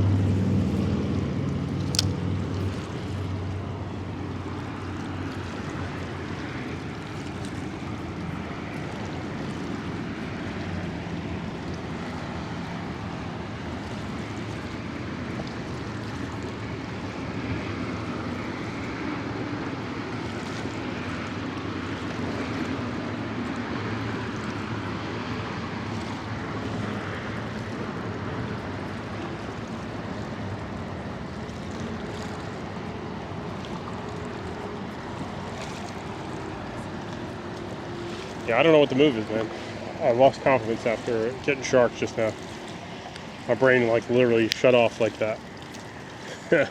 Some people it's a rush. To me it's borderline trauma. Like I have to rethink my strategy that I was like just on the cusp of some minor success, right? It's like I got some fish going out there and I was like, okay, first few bites, and it's like boom. Shock. Mark the Shark. Is that the name of the guy, the charter guy who catches the great whites? I think it's Mark the Shark.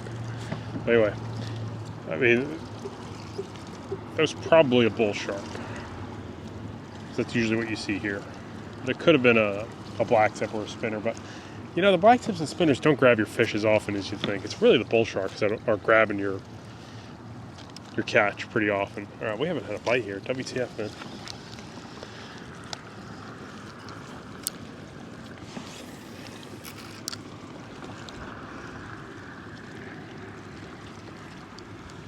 There's a lot of grass floating around through here.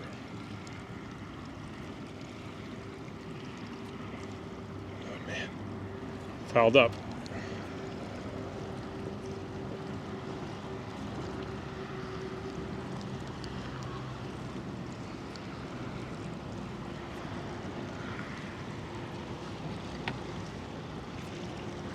A lot of grass, okay. Try that snitch shrimp again then. Using like a regular shrimp jig and a jig head. Oh no, look what we did here. We're definitely getting some of this on our prop drive. The best thing you could do when this stuff goes over your kayak pedals is don't move it. It'll wash off unless you spin and tangle it, and I just did. Anyway, there's no avoiding that one. Watch out for that man of war too, man.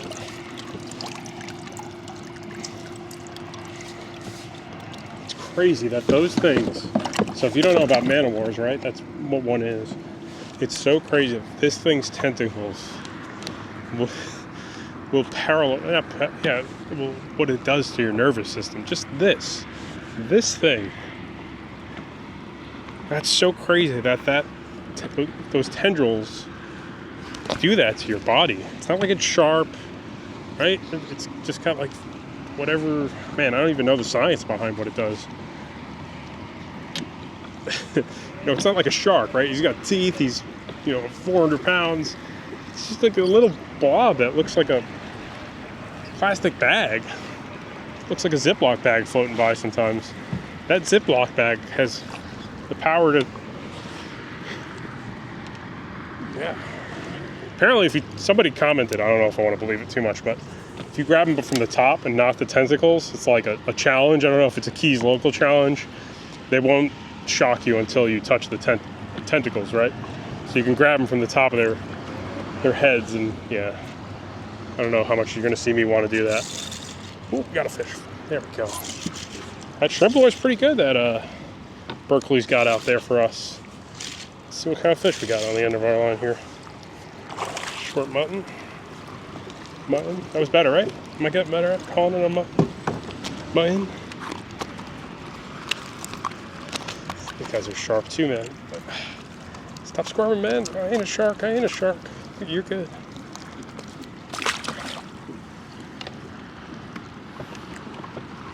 That's a plastic bottle. not a... Come on. Oh, man. We're going to get that bottle. We will. Trying to do some good out here. After I fed what could have been a mutton snapper to a shark. Even if it was just a, could have been a jack though. But the fact that I could have done that gives me as much guilt. What was that? Looked like a needlefish maybe?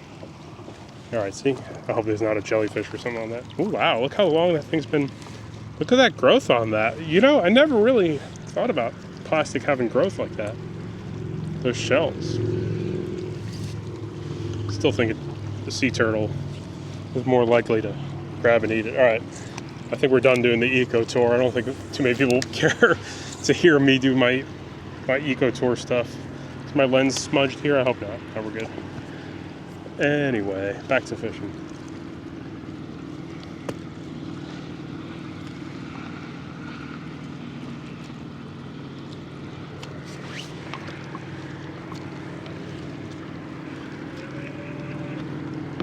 It's kind of slow out here.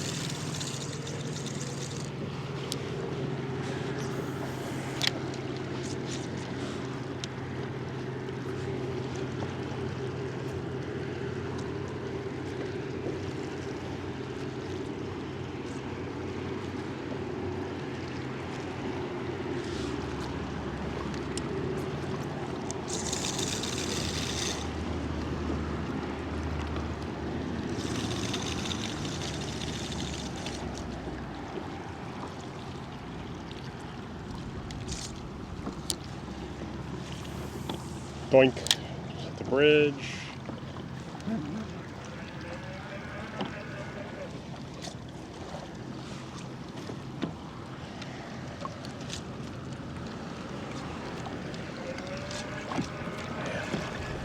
It's like the worst. You found some new fish and then you can't fish them. You gotta just adapt again. And I'm just casting into grass every 2 seconds now.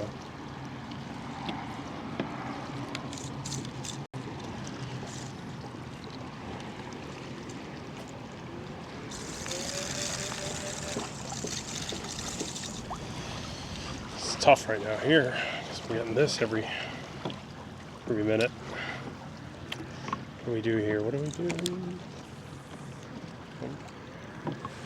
Smacking those bridge pilings. Should have brought. Oh, missed something there. Should have brought something for those sharks. Damn, I missed something and really immediately got grass on my freaking jig.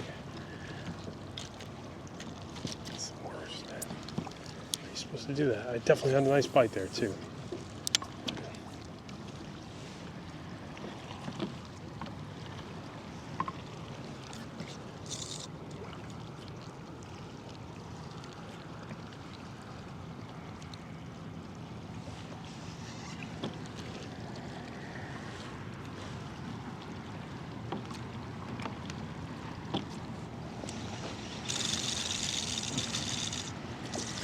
Grass.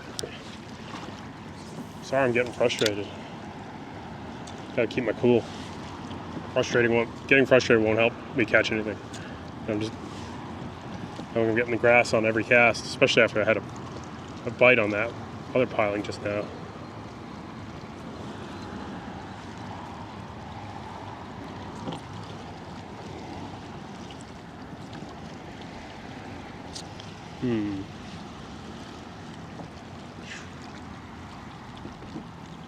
Ooh, lucky find for me. Get over here. Get over here. Get over here. What am I doing there? Heck yeah. Need one of these? Yeah, there's huge hooks on these things.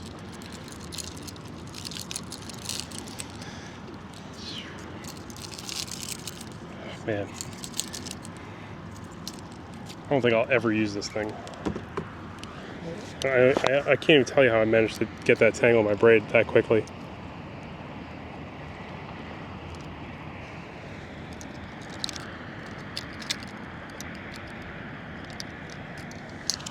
It's like a $40 plug, right? Magnum 40. And being $40 to some of the boats out here, that's $4 to other people. To them, it's $40 to me. You know, I know some people, $40 is $4. Just free floating like that. Oh man, I see another freaking one. What is it? Somebody just dump a tackle box out there?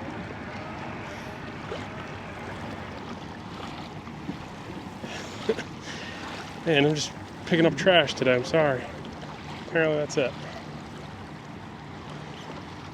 Come fish the Keys. I mean, if only I could get the jig heads. I don't use floating plugs too much. Oh man, there it is. Sweet, got a popping cork too. Still got its barcode on it.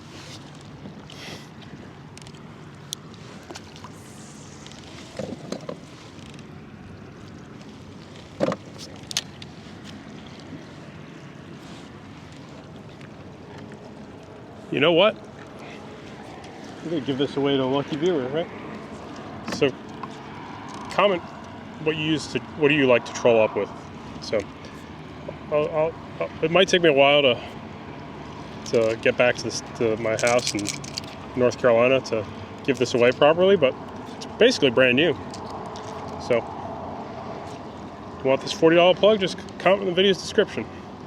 You know what? And to make it not super cheap, I'll mail you a brand new Rapala with it. So 2 Rapalas. The one I found here in Florida Keys. So thanks for watching. And 1 brand new one. All while I was yapping away. Look at this mess I caught for myself here. And I gotta get serious. I'm like, I don't know if I'm zoning out or shark ruins the experience for me, you know. Yeah. I got you 2 Rapalas. That one I just got floating by. I don't need it, man. I'm never going to troll that thing in my life. It's going to go into the garage. Okay. But maybe you want it. Lucky winner. I got you, man. Get you that Rapala and I'll send you another one. I'm sure I got another one of those deep divers in my house that I just never used. So they ain't cheap these days, those deep diving Rapalas. So,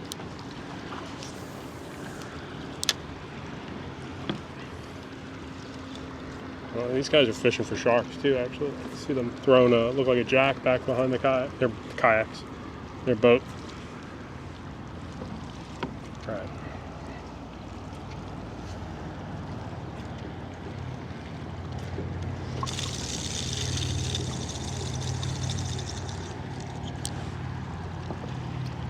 Yeah, I need some help with you guys telling me, like, talking to me about hard baits. How are you fishing through the grass with hard baits like a Topwater or a diving plug, man?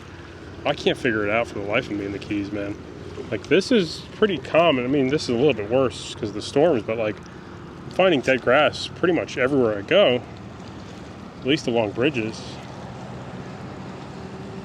So like I put through that Topwater for 5 minutes today, and I was like, I knew it was a waste of time right away because I even had inline singles.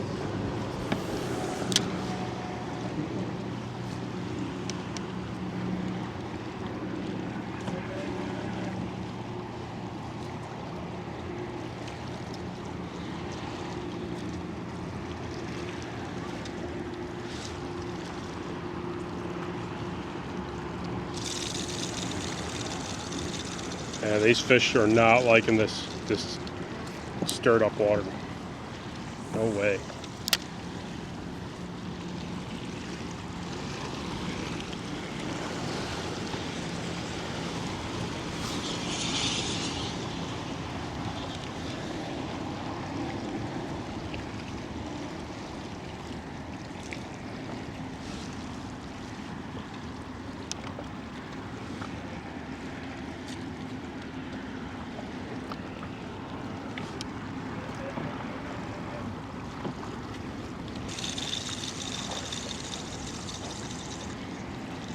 What's the move? What's the move? Drawing blanks. Just thinking about lunch now. And cleaning up the ocean a little bit.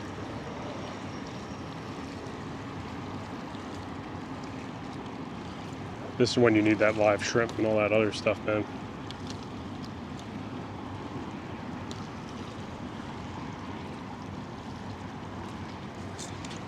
There we go. It's like a flounder. Is that what it is? Oh, it's my Lookdown. These guys are cool.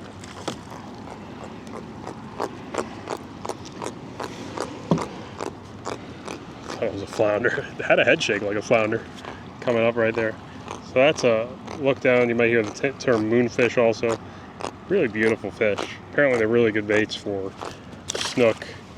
Kind of look like African pompano, right? Tastes really good. You can fry them whole.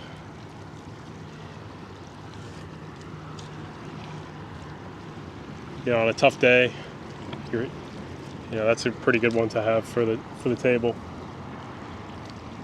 Lookdown. Probably, you get really good at the you could probably, cook those things whole. Just gut them and deep fry them like as is, in like really hot oil. Bet they like crisp up really nicely. All right, everybody's leaving. Unfortunately, that means the shark's gonna show interest in whatever I'm doing.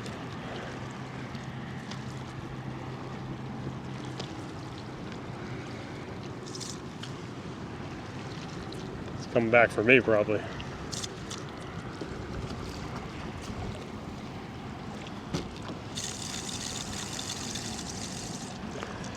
So, this is one of those times, right? Like, you start out fishing, a lot of times you'll ask somebody, do you have a preference of tide?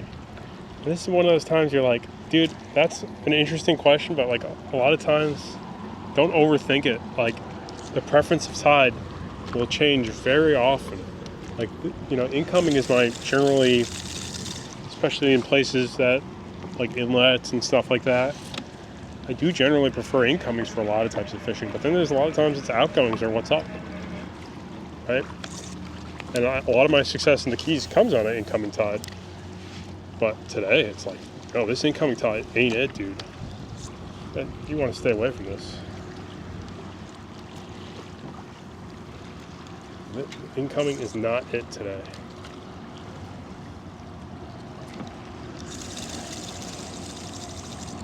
And I see a balloon out there for a shark.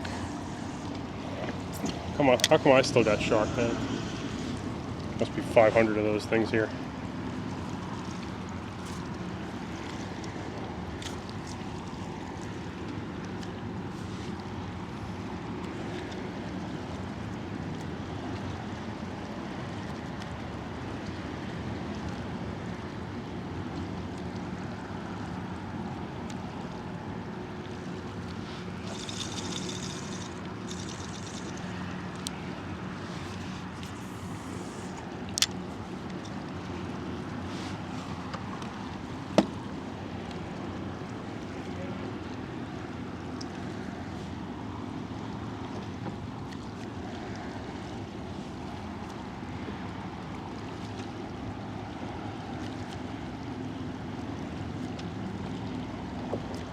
Try a couple of those shallower pilings then. I'm out here like 10-15 feet. I'm not finding too much that I want to stick with, rather. I got to get away from this grass. I think this is the mistake I'm making, is fishing around this stuff for too long.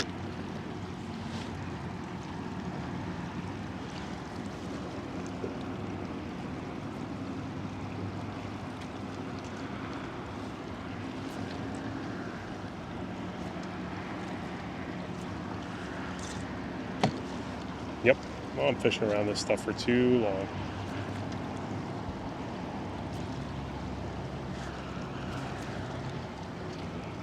Alright. So another move.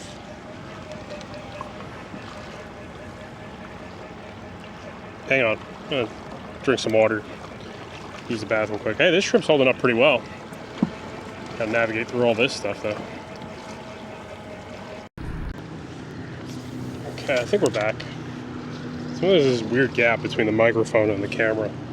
be a little hard to predict when that might happen. I haven't fished these pilings yet. I could usually tell by my tracks which ones I've hit and which ones I haven't. So the tide is slowing down. And do I keep going, like try to, get away from some of that bridge current so I can maybe land some of these fish I'm hooking out there? Or do I stick with the bridge and stay, here too? Try to stay shallow. I definitely got away from the grass here. Like, do I try to stay shallow to avoid sharks? It's a tough call.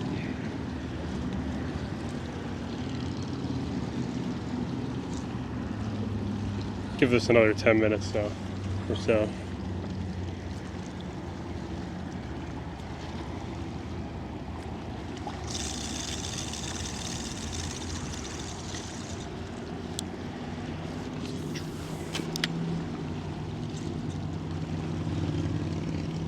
Quality of the bites has decreased significantly in the last hour, at least on the bridge. As we're well into the chocolate milk hours.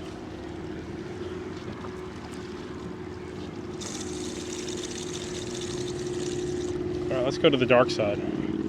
The true dark side. Well, this is a power bait, right? The true dark side is, I'm gonna take this shrimp lure off.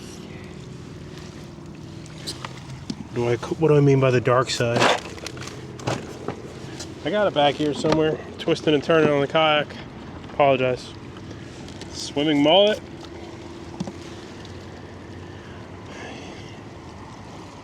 Oh, man. Looks, feels, and tastes alive. This is an interesting color combination I've set myself up for.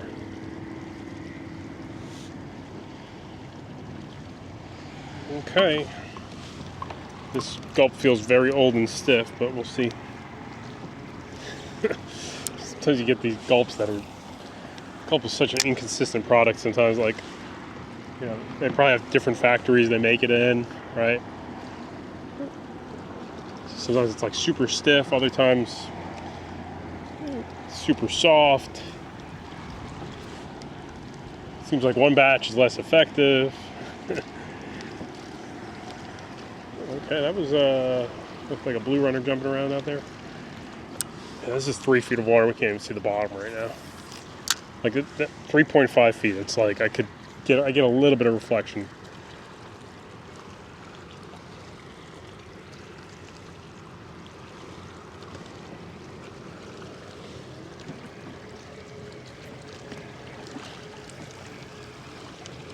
Oh, it's not good if gulp's not getting even any bites.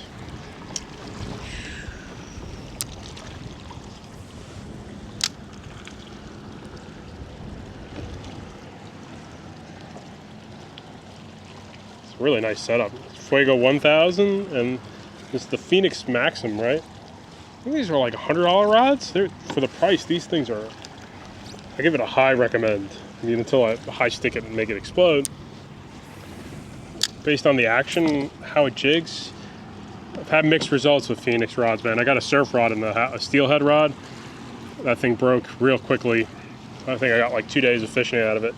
This guy I've had for a couple months, used it a few times.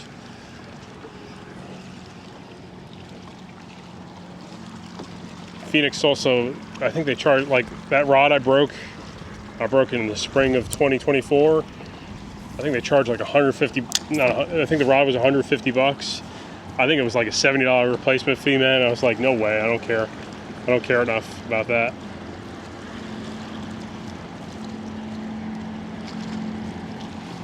Man, oh man. I should have just floated into the Gulf. Followed the clean water for 2 miles. That's the mistake I did. Just went with all that clean water down into the Everglades instead of trying to stick with the bridge. If I just sat there with that clean water, I would have had more fish, I bet. But nope, stuck with the bridge and the structures. It was a critical mistake for the day.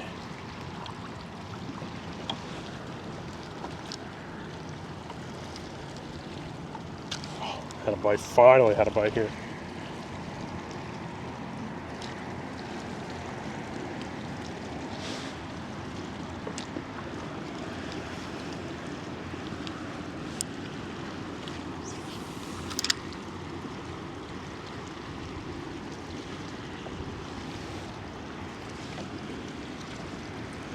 on a 3/16 ounce jig.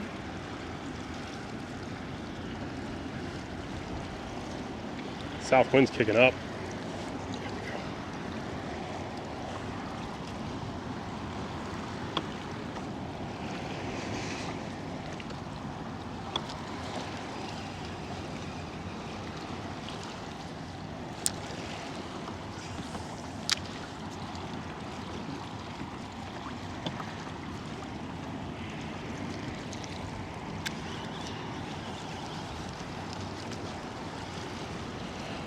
Man, I should be fishing for that shark with Justin, I think. It's probably the time where I should be switching out, right? Trying for the shark, you're right.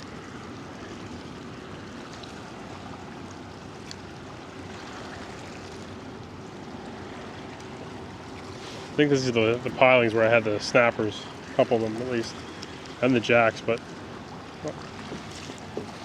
thinking to myself, what's more important is your water clarity, quality and clarity.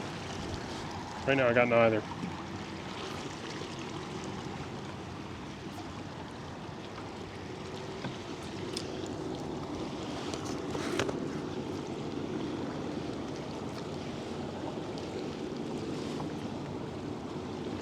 So what do you think happens when the water gets like this and these fish just shut off like that, right? Do you think they just leave? Or do you think they're just sitting here not feeding? Like, do they just keep going and going and going, following the clean water? I don't know. That's like really an interesting question sometimes to ask, because, right? Like even the little jacks, all those bar jacks. We caught a small Lookdown in the last 20-30 minutes here.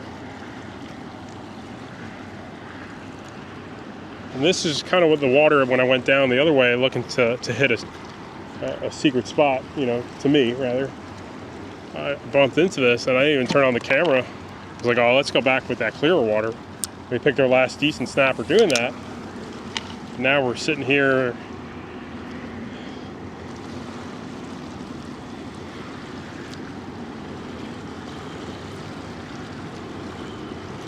I don't know if I want to keep going further into the Atlantic, though, is my question.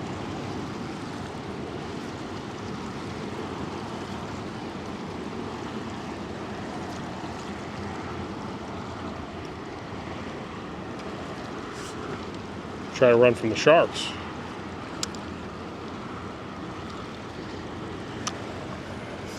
When things aren't working out the way you expect them to, right? What do?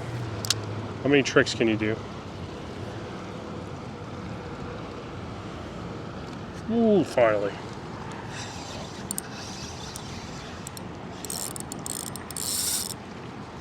So happy I actually finally got a bite again.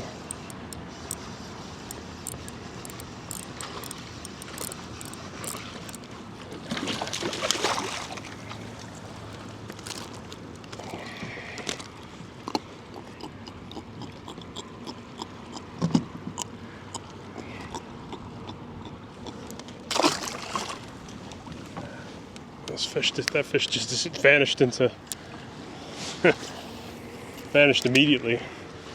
All right, let's see if we get any more there. Ooh. And I'm thrilled to have seen a yellow jack over the last 30 minutes. Even if it's just going to be that one, I guess. But like I said, I'm noticing that the life attracts life out here today.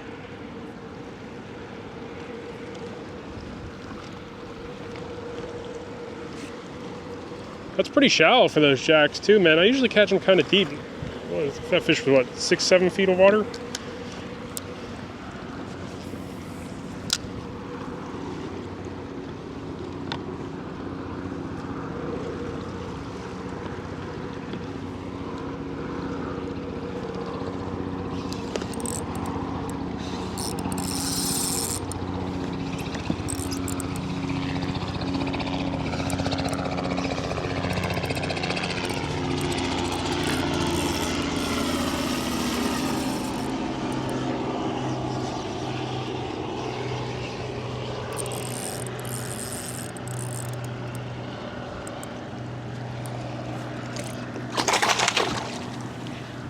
And the fish that was following it, I could barely even see it.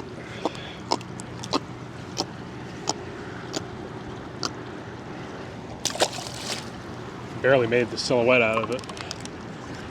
So take it as you will.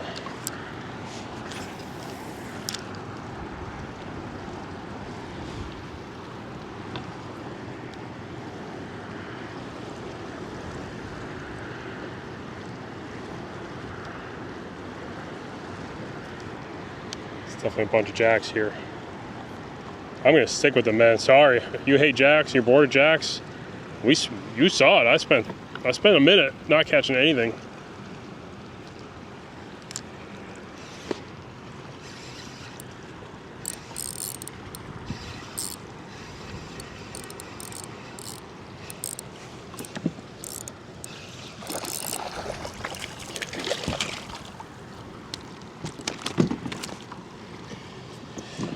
Man, I'm curious, you know, I see people keeping a lot of these fish, right? Like, and I said, I'd like, you know, as a pokeball, what do people do with like a trash bag full of them? Do they freeze them and make like fish cakes out of them? I don't know. I guess you can, you know, as long as you're using the fish, who am I to judge?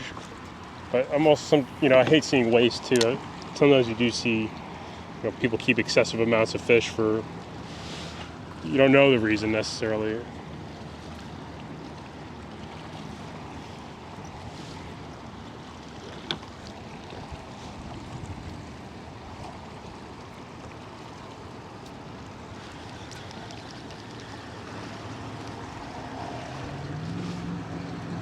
Even that little strand of grass, man.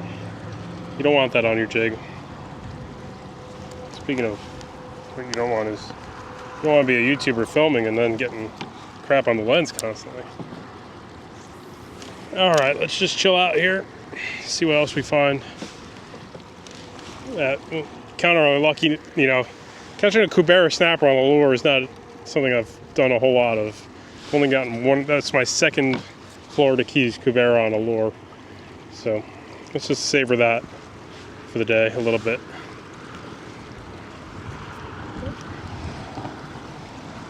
Yeah, the Cuberas are really a nocturnal fish if you don't know much about them, and they grow to some pretty big sizes. Inshore, they're juveniles, right? Like you typically find Cuberas out inshore and they'll be the juvenile size ones. And I think as they get to, you know, somewhere around mid 20-inch class, they'll push offshore. So typically we're going to find those smaller ones inshore. Same thing with the mangrove snappers, right? The mangroves, I think around 24 inches also, they kind of graduate and move off, become an offshore fish. So really what you target inshore on the bridges are the smaller ones, juveniles. I don't know their age structure though. Like some fish, mangroves could grow, you know, live 20 years for all I know. I'm guessing they're probably like a mid-range fish, 10 years, something like that.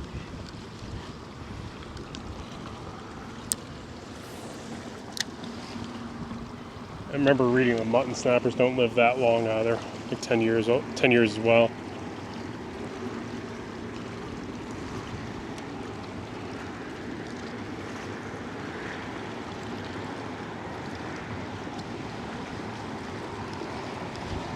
Wind's starting to kick up, man. Feeling it. Hope it don't kick up too much. It wasn't supposed to. These Keys forecasts are a funny business, man.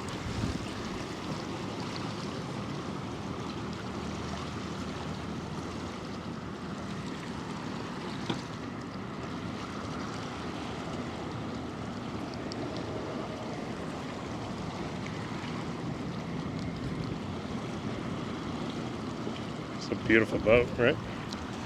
Three 150s on that center console. It's definitely a place you see lots of money. Florida Keys. It's definitely a money spot. Literally and figuratively.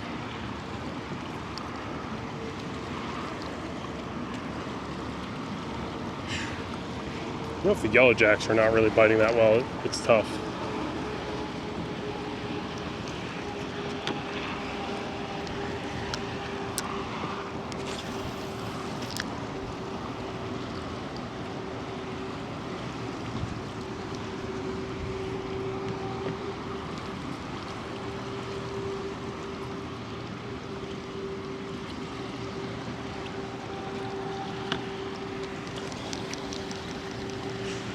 I'm trying to think what we'll do later this week.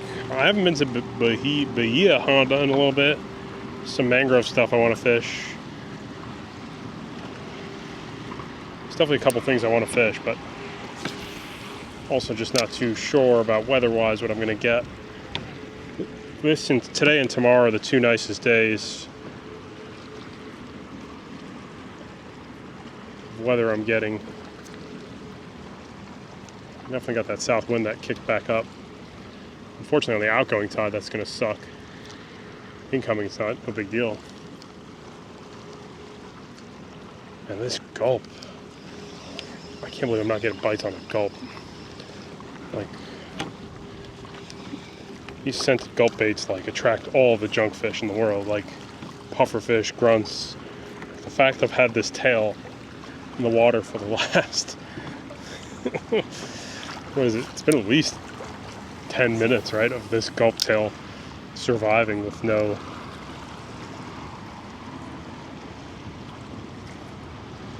fish going chomp chomp.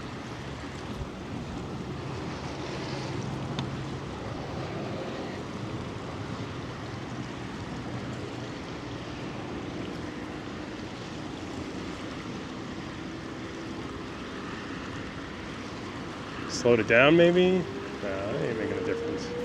Maybe it will.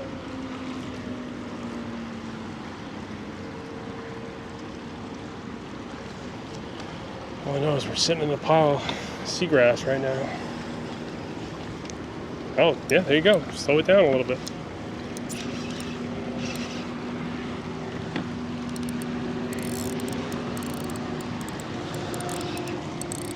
I definitely slowed that retrieve down a bunch.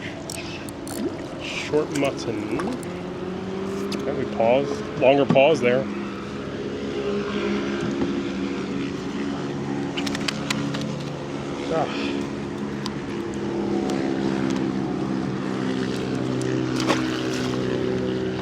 I've only caught a couple of keeper muttons on this actual bridge. I mean, I know they're here. Very smart fish in general, too. Most of the keeper muttons I do cash out more in no man's land. And I guess we got to get started with this part of our journey right now, which is this. My gulp cap too.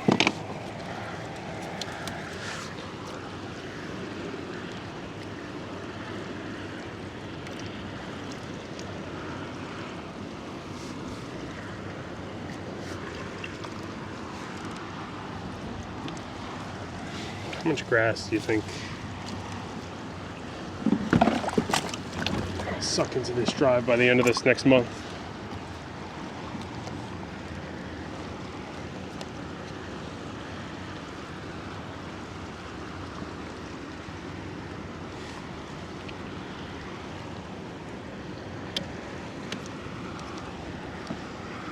It's like an obstacle course. Remember as a kid you used to you get on the go-karts and you have to like navigate like maybe some kind of course. That's what this is. Navigating through all this stuff.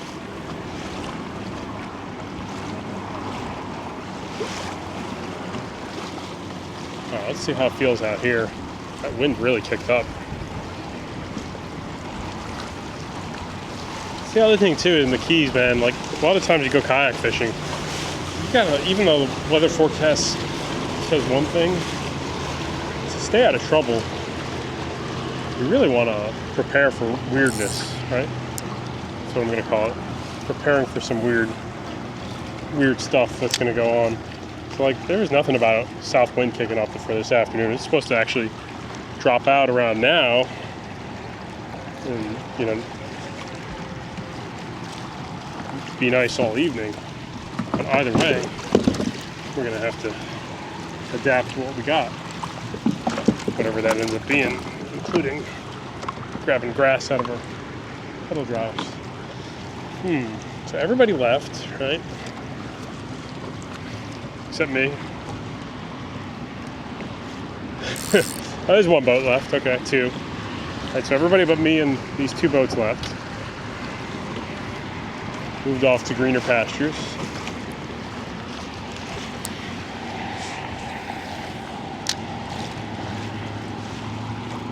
So now I have wind and current pushing me together, so that's going to be faster than before, but I'll let's keep working it for a little while longer.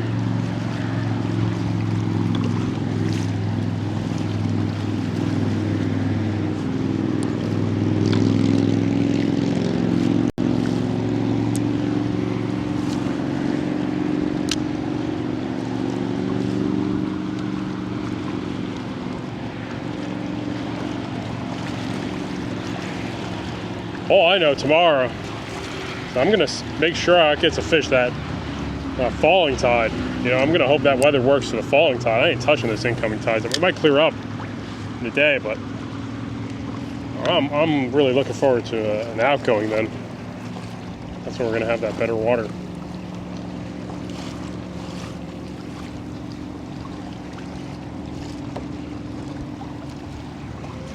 At least that's what I think we'll at least have that.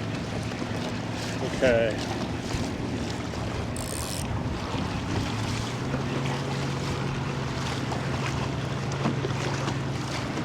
Got that Kastmaster spoon staring right at me.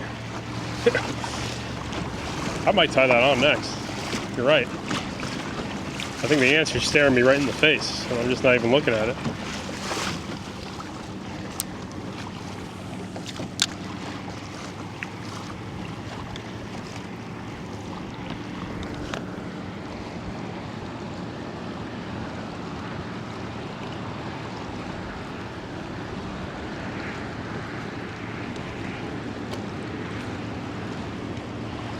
I think the other thing is, need to make sure to get these lures an extra couple chances to bounce through these zones with this water being so murky.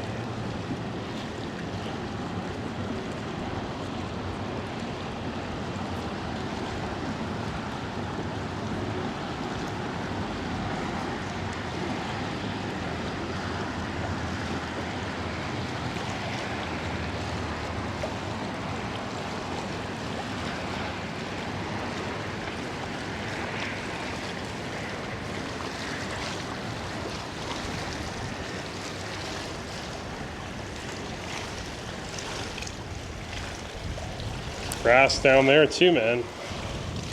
It's a party back here.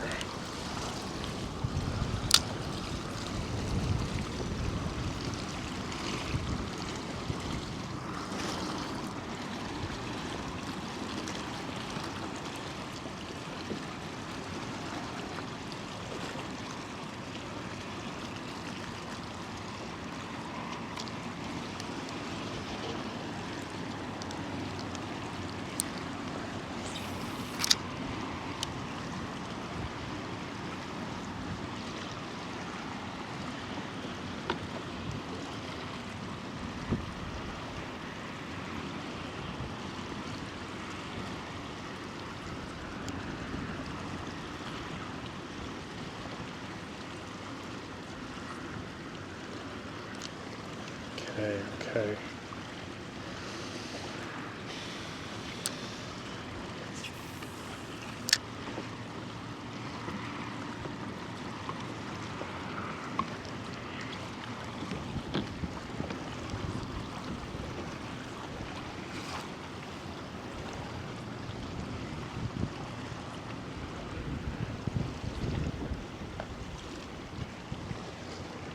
Got a bite there.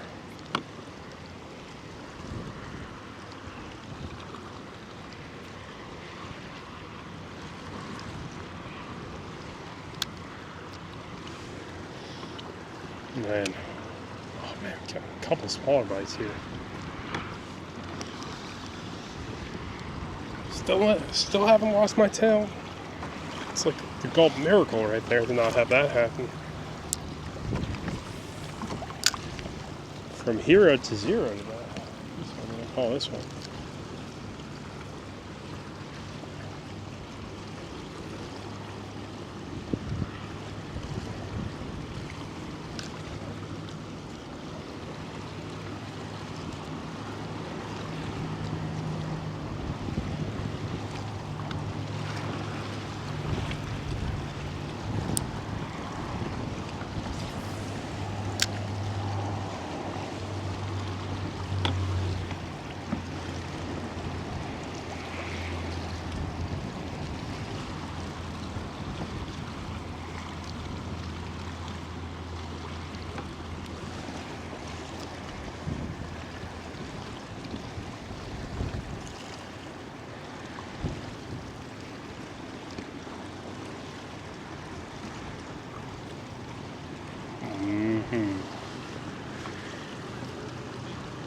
getting a couple little bites finally. Like that's why I'm sitting around here not talking. Like I also got a couple bites here.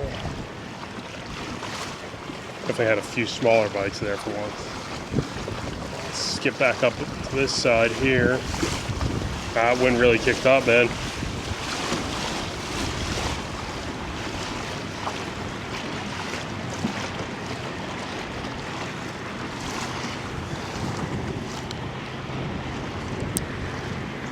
Wonder if you could see it in my pants. You could definitely tell that that wind is a little bit chunkier right now. I'm just casting out here into no man's land.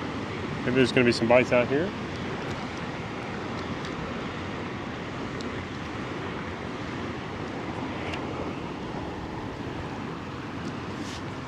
And there's that channel where I'm likely to see a shark again.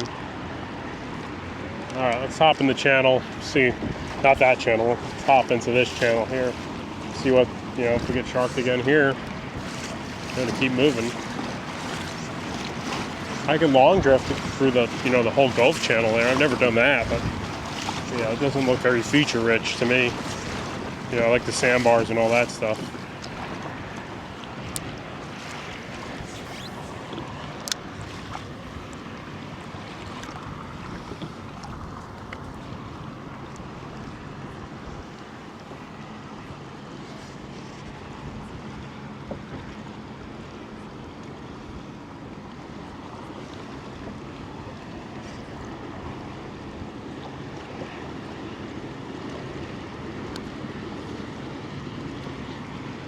Definitely a little bit less grass here, though.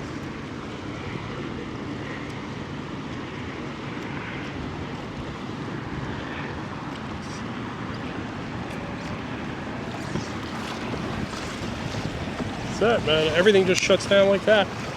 Welcome to fishing. Fishing the Florida Keys don't matter. Certain conditions you do that. Anywhere you go, you get these weird things where weather's kind of on, in and out.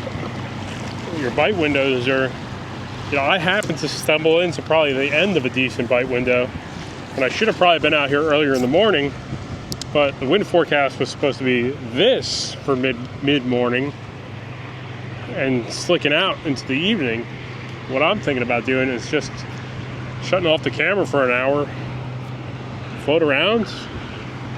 Let's see how much run time we got. I have no idea. I should have been keeping up better track to see how much more I could get out of this memory card.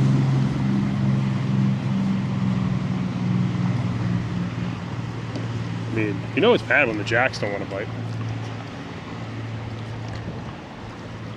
Like, it's over. All right. Let me go scoot around, explore around for a minute. See what else we can come up with. I'm wasting your time here now.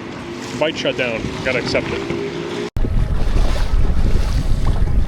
Okay, found one of these narrower channels that are not as rough. As soon as I get over these bars, you can see it's probably white capping pretty good.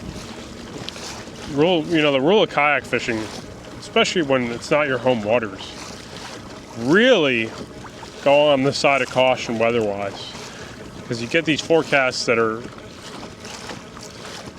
especially in the winter months, man.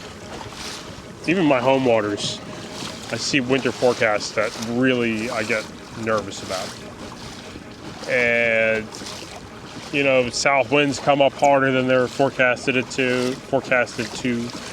A lot of stuff just happens, and you can't really predict it all the time.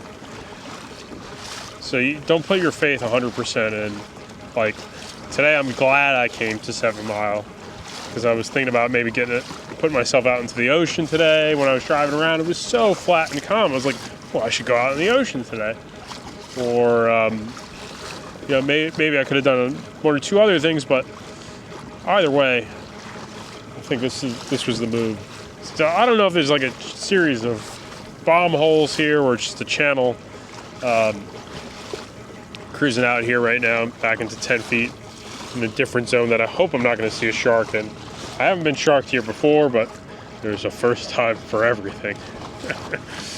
So let's see if that first time for that one happens today. We did suck in a bunch of grass.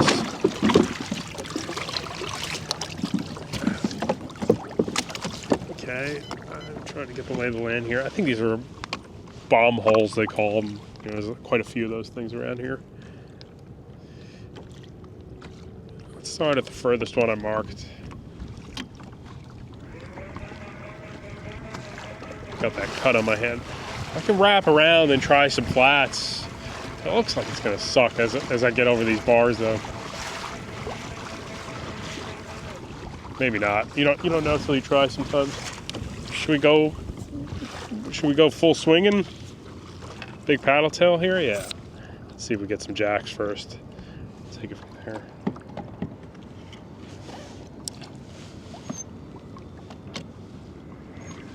"13 feet. Got some depth. A lot of times, don't forget the strategy is to get the biggest bites right away.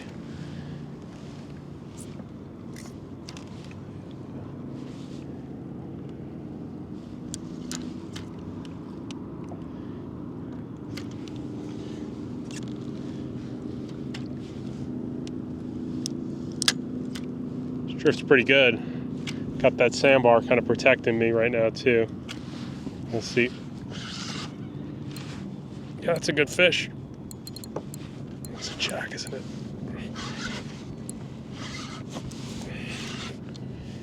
Oh, black grouper.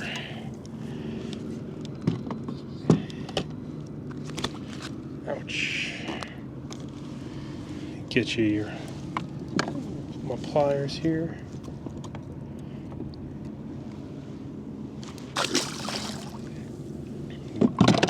Grouper. I'm catching a lot more Goliath groupers these days here. I don't know. I think that's a new thing. Everyone says there's more Goliaths around and they're a problem. I'm definitely seeing more of those things.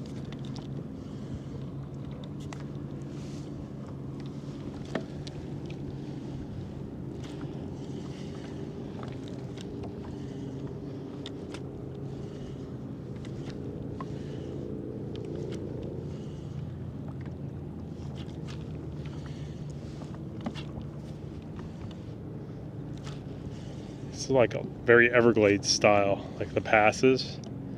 Like a tight little channel, some fish in it.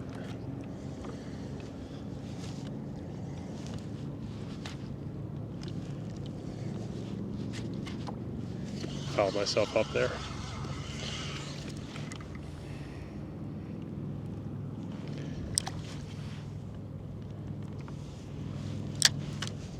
I had a bite on the drop. No idea what that was.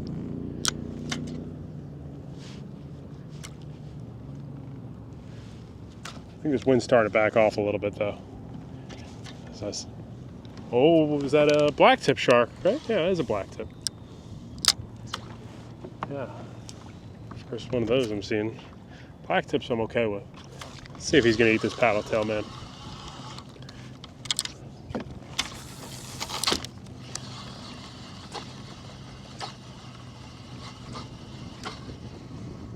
He went down.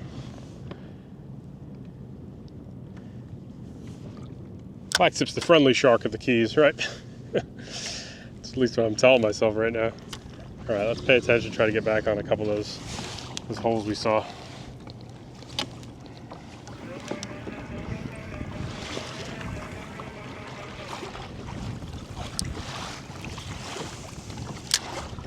Wonder if like the blacktips and the bull sharks will hang out, or is it, you know, it's one or the other kind of thing? It's a huge school of bait under me here.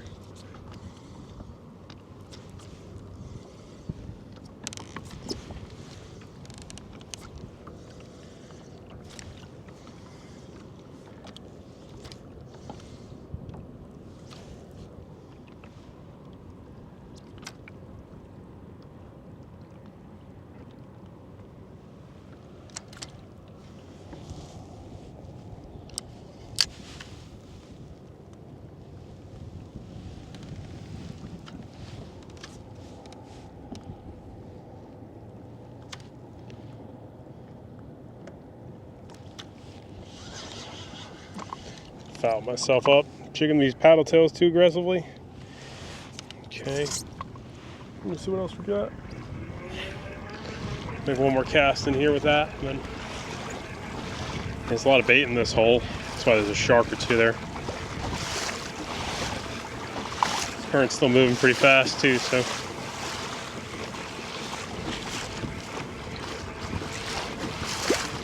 It was like a 5-foot black tip, so I feel like whatever sharked me down there was far larger though.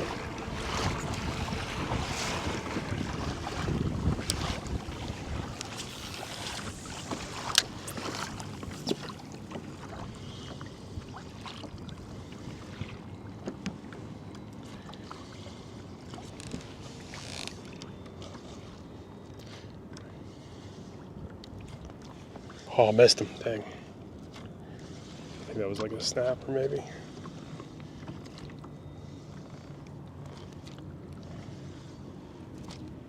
It's a pretty big lure for the fish I'm probably gonna catch here, but I figure I'd give it a shot or two.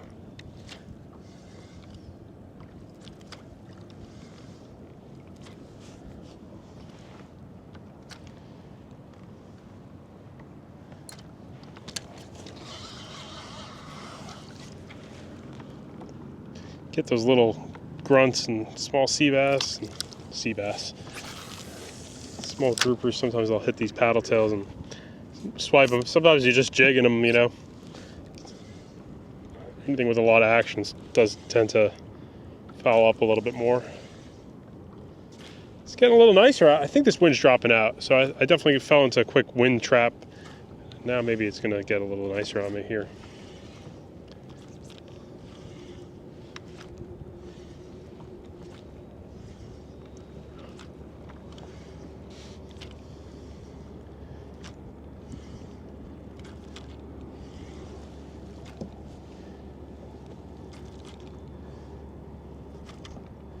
Not too much little stuff either, man. It's like very, very quiet.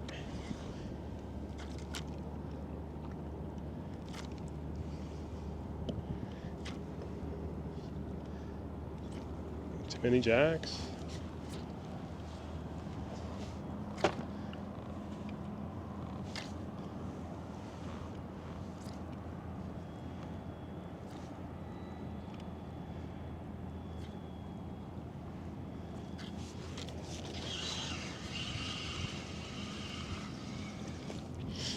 You know, I hadn't most of that drift.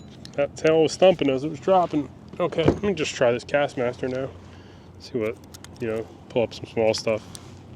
No idea what we might get on this. Should get some bites though. This should get the grunts going. Yeah. Paddle tail was gonna get nothing. That's definitely gonna at least get those grunts.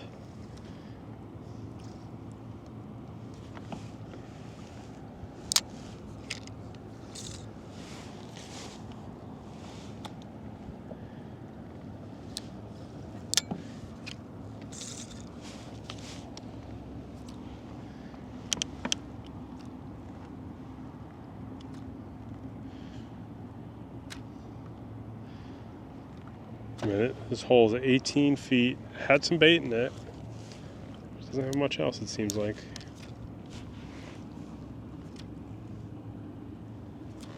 But one thing I'm noticing is this wind is laying down. It's definitely laying down a bunch.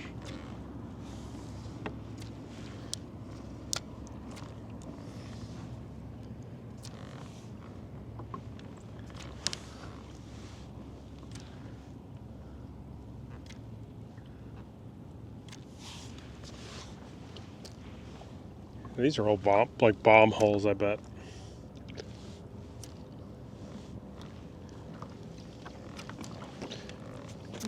They don't have any life in them.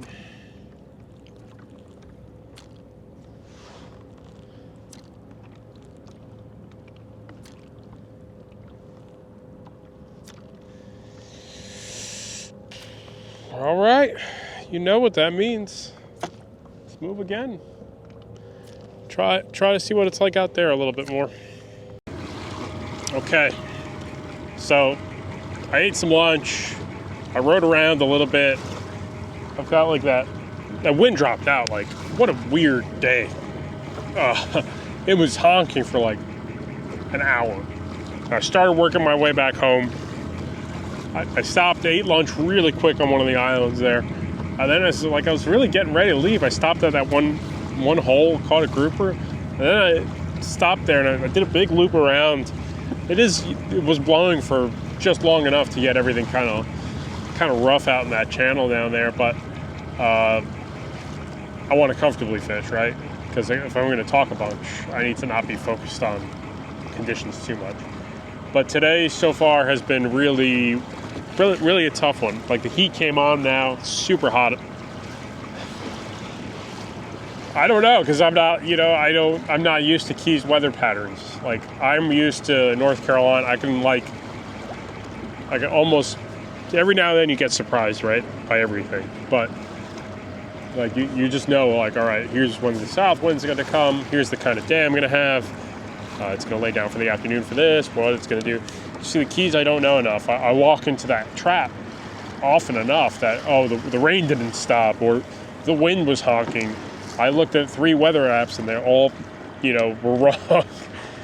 And there's no certainties. The only way you really come down to patterning and understanding weather is with really a lot of time on the water. You probably know your weather patterns. And maybe even the Keys is like one of these spots. Doesn't matter how much time you spend on the water here. This place will throw crazy curveballs at you. But everybody left. As I ate lunch. Most are out in the channel now. Water is clearing back up with the switch of tide. So let's give this, that last hour. Fish it hard. I've tried different things, like looking at different things. Maybe we'll tie on back those topwaters if we get like a lot of action going here. But this outgoing tide just started. I'll give you that Kastmaster. The Kastmaster commenter. Here it is. I'm going to use it. I hope I'm going to catch a big fish on it. I'm on the start of that tide. See if any new fish want to bite. I do love the start of a tide, so.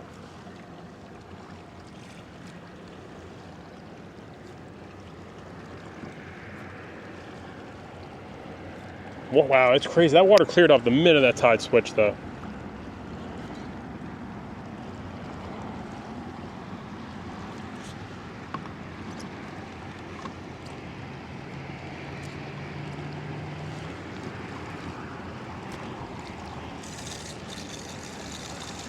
That end of the incoming was like just that murky and funky to do that.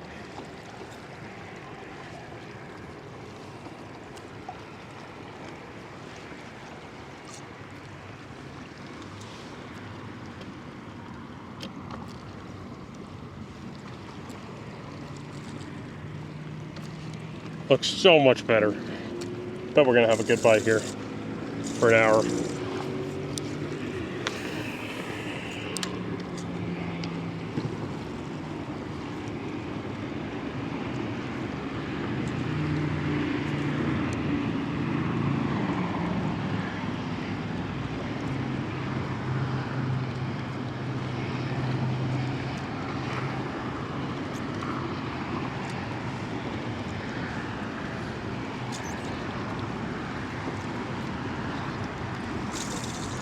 Oh, missed it. Felt pretty small though. Let's get some roadblock on there. That sun just ripped.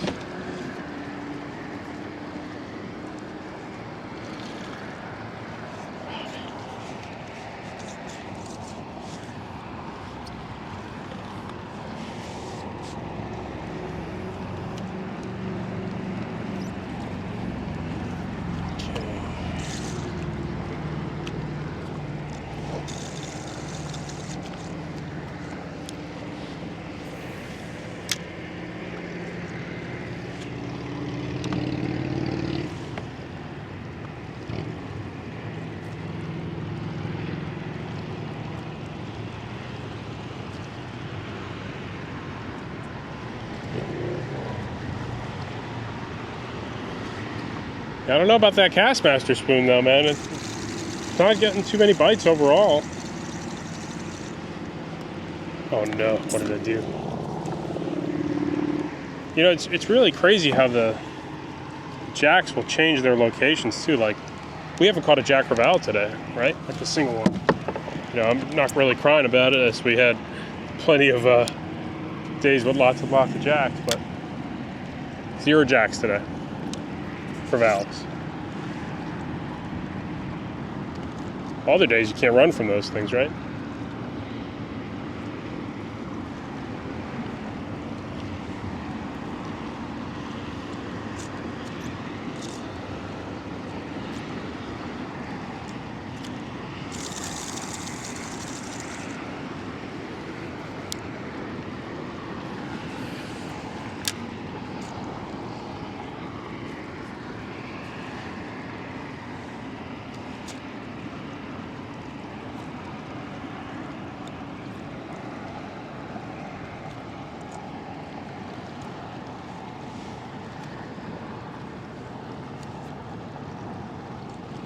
Am I fishing this Kastmaster wrong? Like, am I not supposed to be hopping it around, really?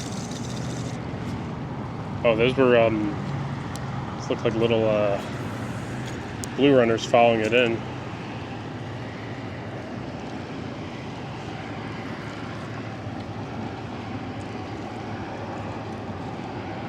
I feel like I'm fishing it wrong, based on the lack of bites I'm getting.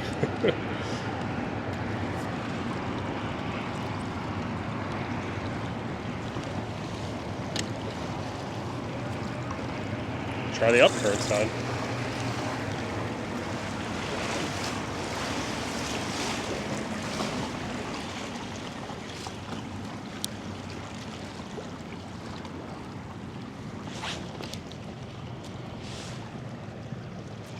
Oh, everything's on the upcurrent. Okay. It's so hard to sometimes predict where you're going to find the fish you're looking for, right? Yellow jacks up here.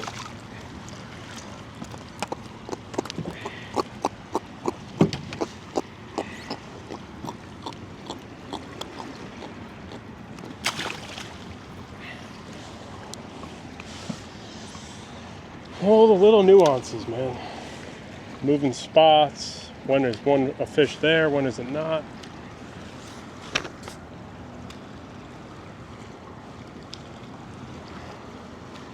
Yep, gotta fish this side right now. That's that other jack. What's his name? Bar jack. These guys bleed like pigs, man. That's why. Well, these ones are probably not the best to eat. Oh man, more shark bait.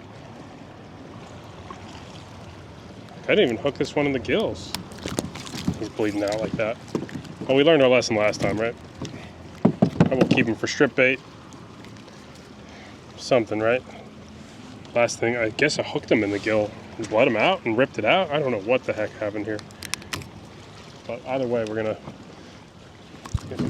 You know, maybe I'll even give them a try. I'll report back how that tastes. These guys taste. Because I got the blue runner, not the blue runner, the yellow jack in the cooler. I'll do a blind taste test, see if I can tell the difference. That's no big deal. If he sucks, well, we'll know. Yeah, that's that bar jack. He's got that bar.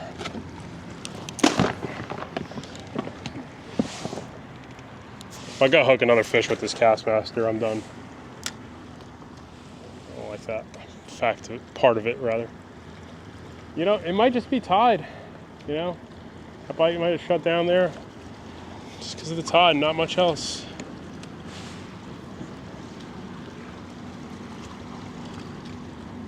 Whoa! Yeah, that Kastmaster's sweet. It's a sweet lure. What is that? Oh, these things are awesome.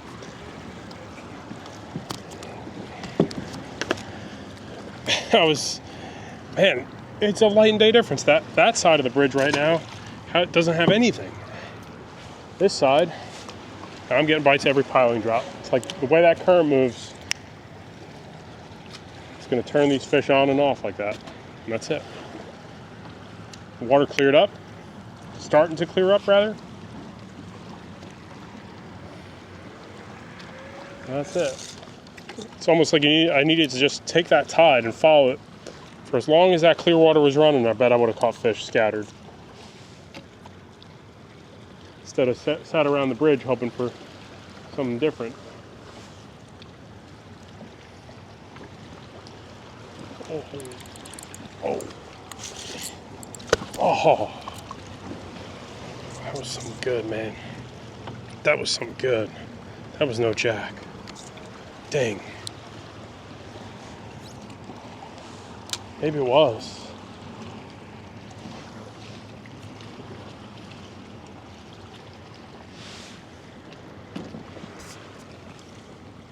Right now I'm just dropping the spoon into these tubes, seeing what we hook.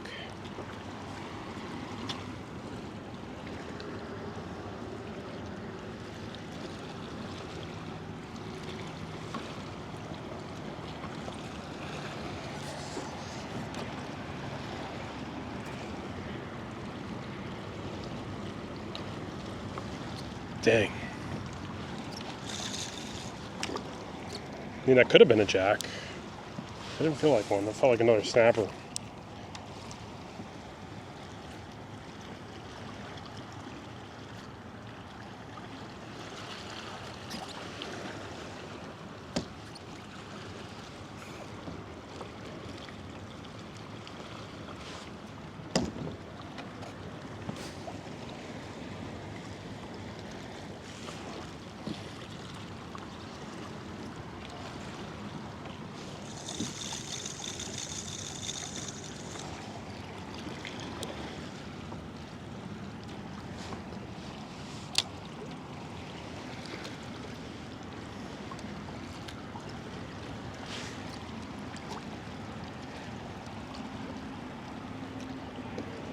All right.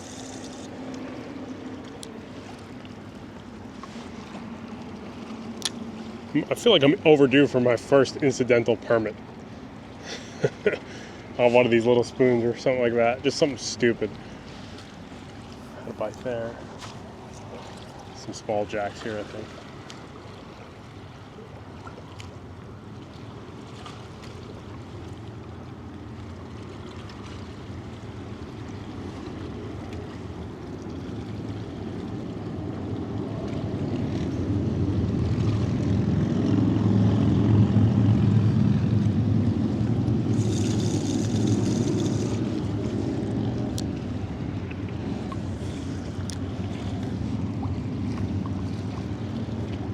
I feel like I lose a lot more fish on those treble hooks though.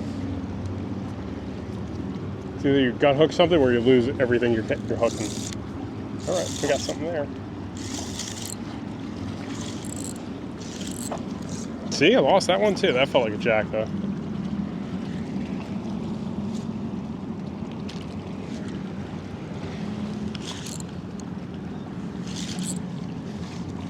What's that? Not bad. Yellowtail snapper.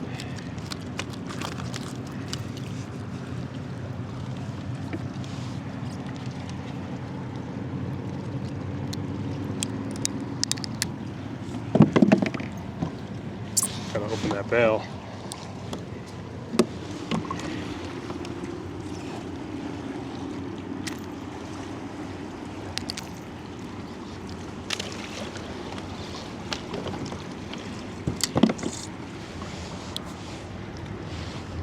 Can you catch any king mackerel on the bridges and the keys? Like, I kind of wonder that too, because there is some deep cuts to go in the Gulf, but I don't know. You don't hear about that too often for some reason, so I'm guessing it doesn't happen that often.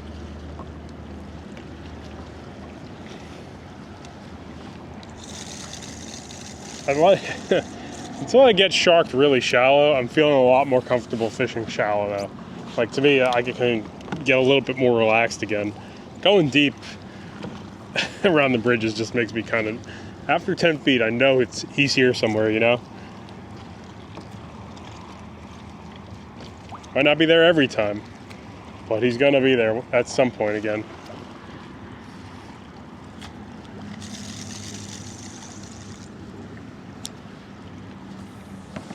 I got those crocodile spoons at the house too. What do you prefer, crocodiles or Kastmasters. I like the Kastmaster sometimes, but I'm kind of partial to both at the end of the day.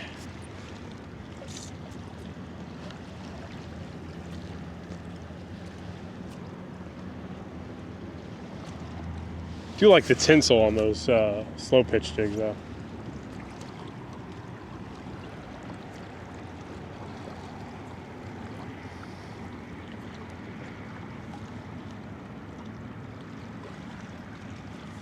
Well, there's not much. I'm going to hit it to about this last danger sign. Now I'm seeing bottom again, yeah. All right, now I know tomorrow, though, is I'm going to definitely avoid that outgoing tide. I mean, incoming tide, rather. One thing I'm going to do tomorrow, stay away from that stuff.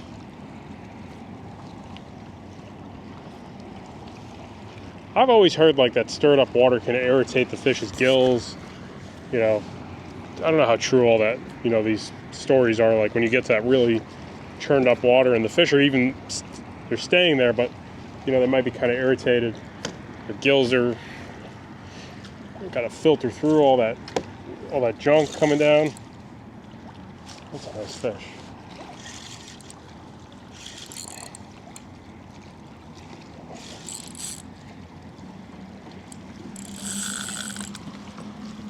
I think that's a grouper.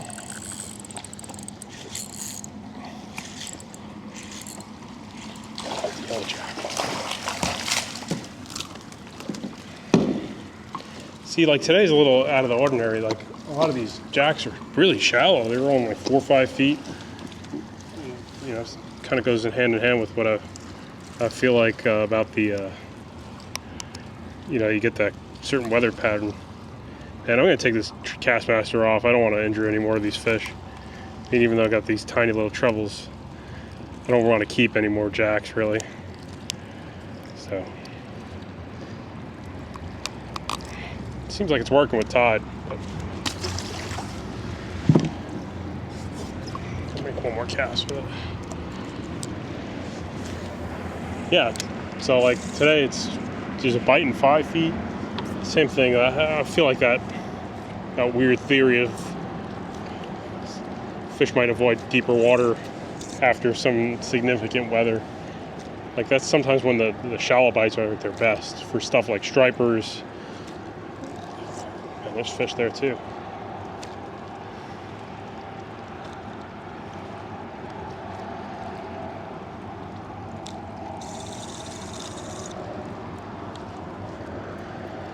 All right, you know, I'll put that Kastmaster back on another day when I need some fish for the table. But right now I don't. I'm good. Let's go back to single hooking. And since we're fishing shallow, we can fish some of the, let's see, we got some gulps back here. Like, right, we didn't lose a tail with a swimming mullet for an hour. Don't want the gulp minnows. What else we got here? Gulp sandworms there. We can use the regular vanilla shrimp lures. Let's try that. Anything else we can try? Try that topwater stuff again. Let's try something different then. Okay. I know I can go back and catch more jacks and snappers with those sorts of lures, but we'll take this off then.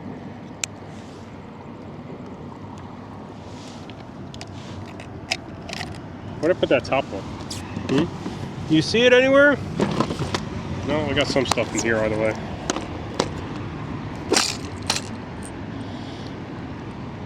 This guy's got a single hook. This will be good. I got a lot of hard baits, man. It's not like I don't. I don't know how to fish them. Apparently just don't know how to fish them that well, so I struggle catching a lot of fish on hard baits. Oh, lots of places. I mean, I got the, you know, in the Carolinas, I'll get the trout on them, on the top waters. But every time I try a hard bait in a lot of areas, I really end up struggling with them. So I maybe got to learn it a little more. Chinese man or wherever. Who makes this Topwater? 13 Fishing.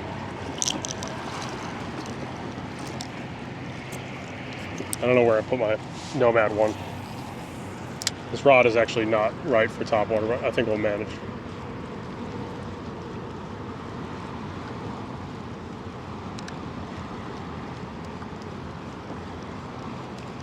Okay, this one's popping pretty good though.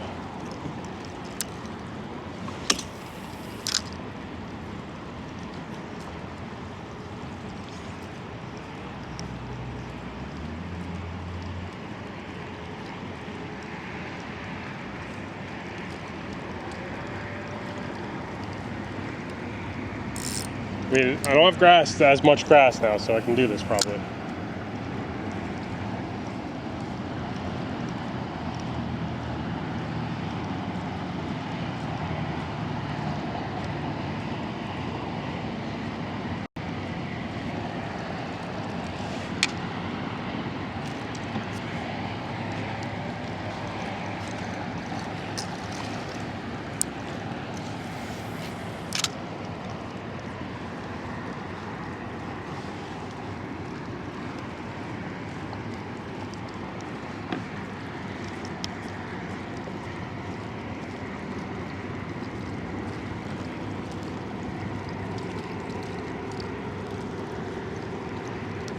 I haven't had a follow.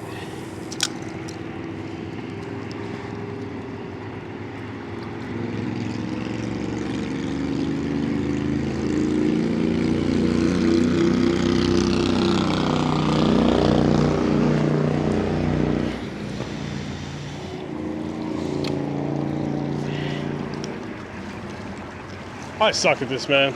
I don't know. I would have a bite with something else, with something that sinks. Is all I'm thinking to myself immediately.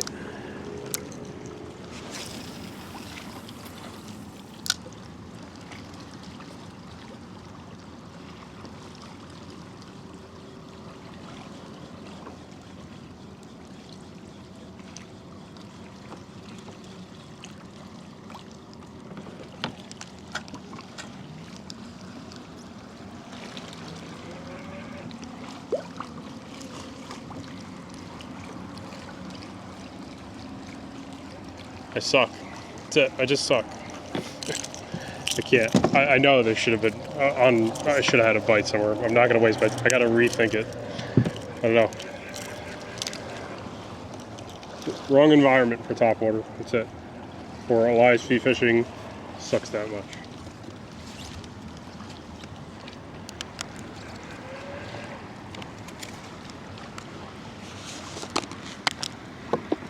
Well done. I have no idea where that went.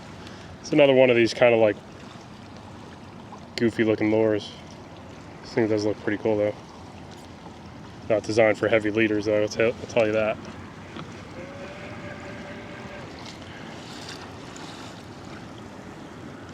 So that's a 20-pound leader on here. I got a pretty light leader on this guy. But let's see. Power snitch. Another power twitch bait, forward-facing sonar bait, whatever you want to call them. I think that marketing is actually a terrible idea to call it a forward-facing sonar bait. I think it'll turn a lot of people off. Like, to me, that you don't need that. This is not. It's not necessary to call it a forward-facing sonar bait. I feel like that would turn people off. A lot of people don't have forward-facing sonar, especially in saltwater. But and the bass guys might have it, a lot of them.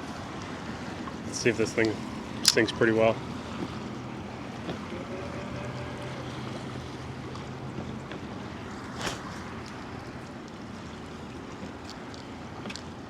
Yeah, there you go, first cast, right?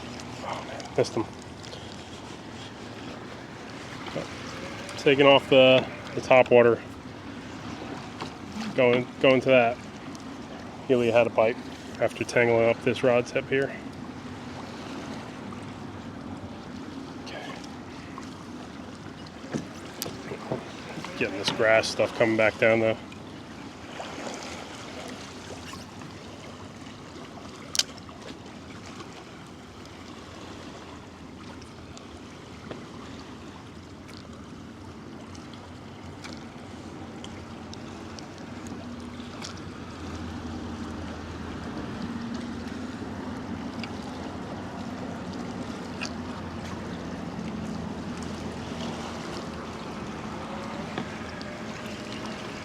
It's not working as well as you'd think, honestly. I think at the end of the day, the best lure is like a 3/8 ounce jig head and a shrimp.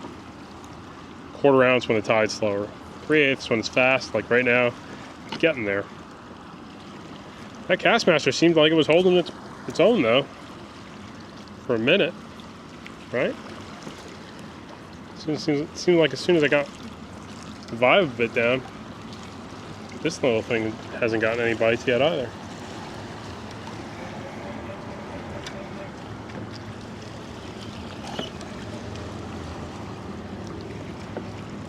This has got like a nice little wiggle too.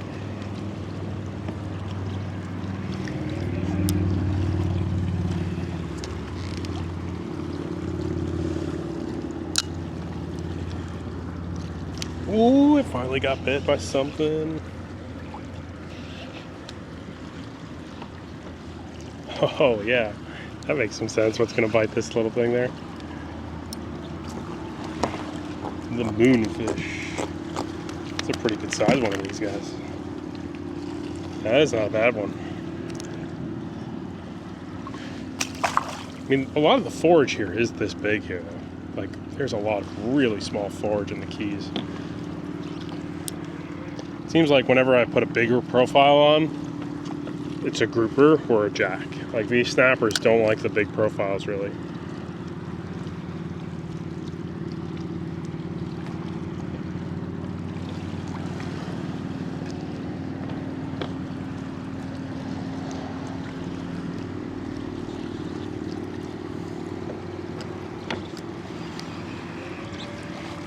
Grass is getting worse though.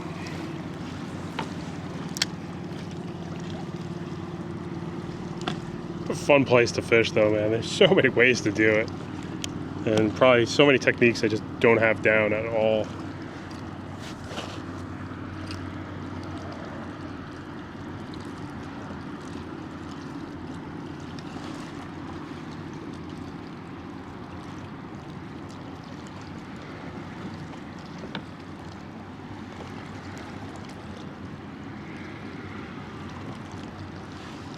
Oh, missed it.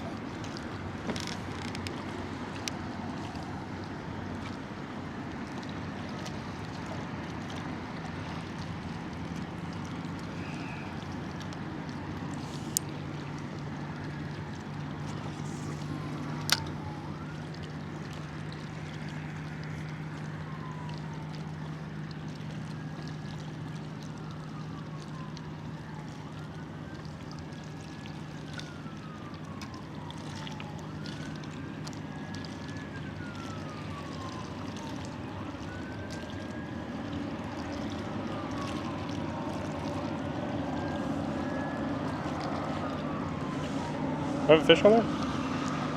Oh. Glob of some jelly, something like this. This looks like something I'd see at the Mongolian restaurant in Brooklyn. Serve it to you as noodles. Alright. Jellyfish noodles, right? You ever have jellyfish noodles? I never have.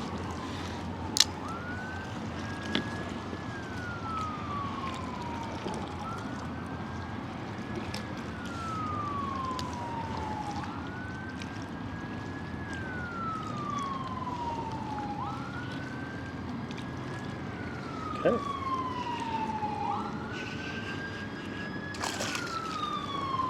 Maybe I'm going a little too small now. Messing with these little tiny jigs. This thing looks so cool though.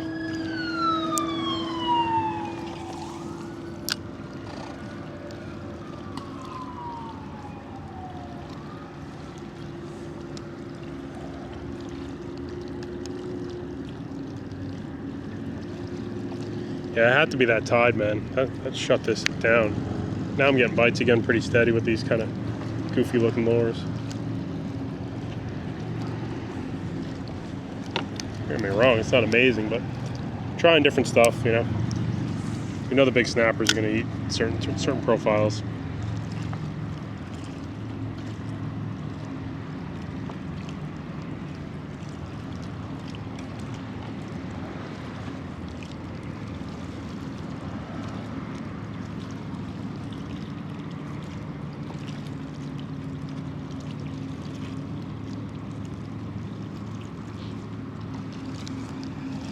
enjoyable, very enjoyable, man. I hope so. I hope, you know, I hope lots of people get to experience the Keys. You know, it's one of these things that it's one of these things, definitely the more time I spend here, the more I enjoy it. This is really enjoyable right now. Especially now the wind laid back down. Out here shallow, not rolling in anything.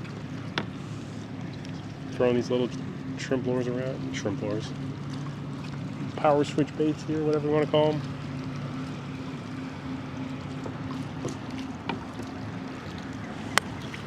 Hearing the osprey chirp. Thinking about dinner.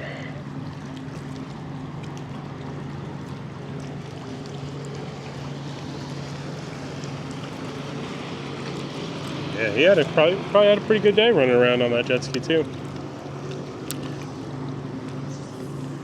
Now, what should we do? Should we go back shallow one more time?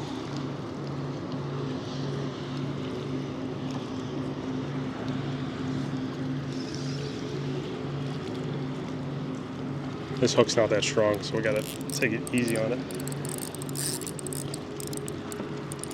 It's a nice fish, man. That's a jack, isn't it?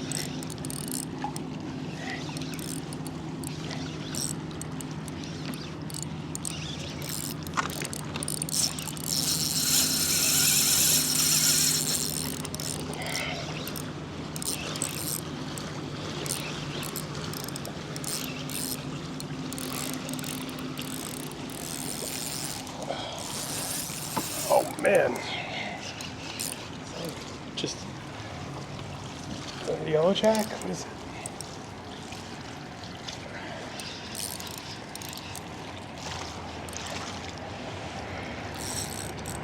Yeah, it's just a yellow jack, man. This rod's a little too light for this, man.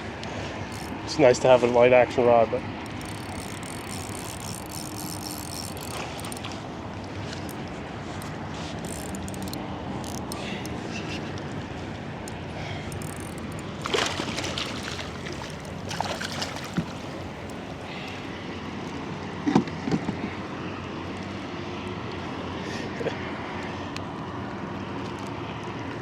$4 feet of water, man.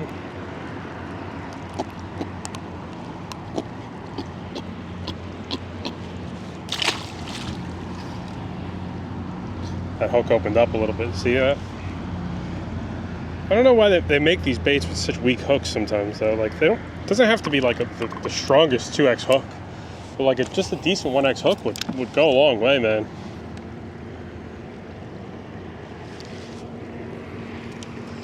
What do we got? What do we got? Oh man, is he still on there? What is it? Oh, he came off, whatever that was. I think it was a mackerel.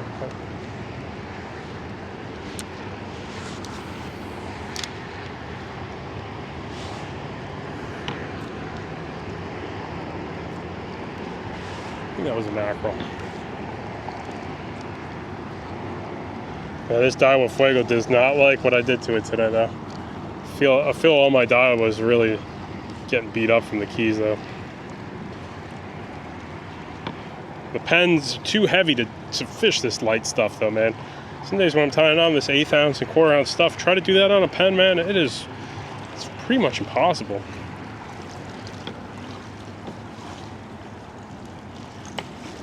This is such a nice setup for light tackle stuff like this. For pond fishing. Of course, I bring my pond fishing stuff to the Keys.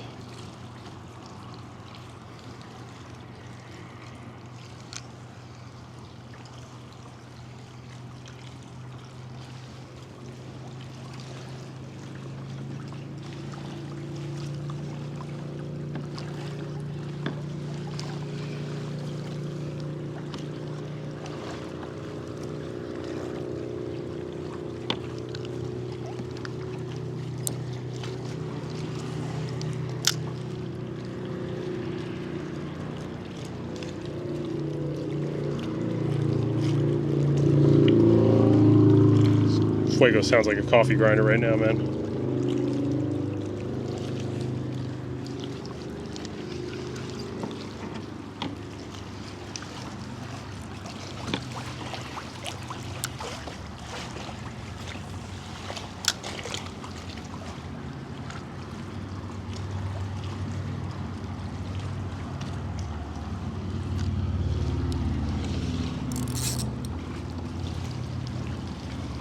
jacks up shallow today.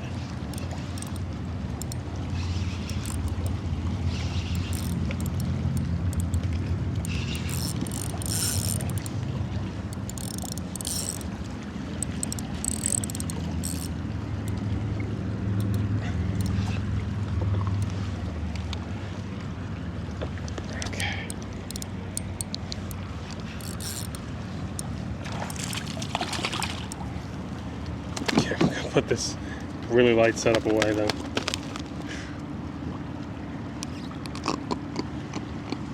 That's fun. That's fun on this little rod. This Phoenix rod is a blast. This will be awesome for like drum and trout too.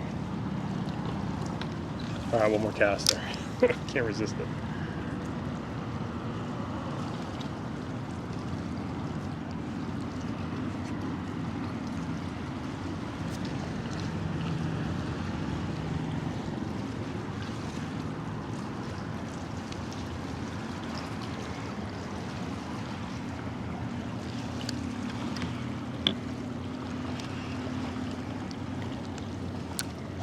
Tide, man, tide. Look at today. Today's, what you want to learn? Today's the day where you learn the difference tide makes. Now would have been a good time to get started, fish 2 hours till dusk. Would have smoked them today. Not like yesterday. Yesterday I was just soaking to the bone.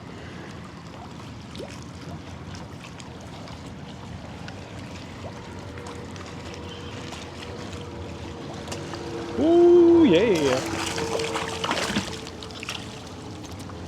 Those bar jacks pop out of the water.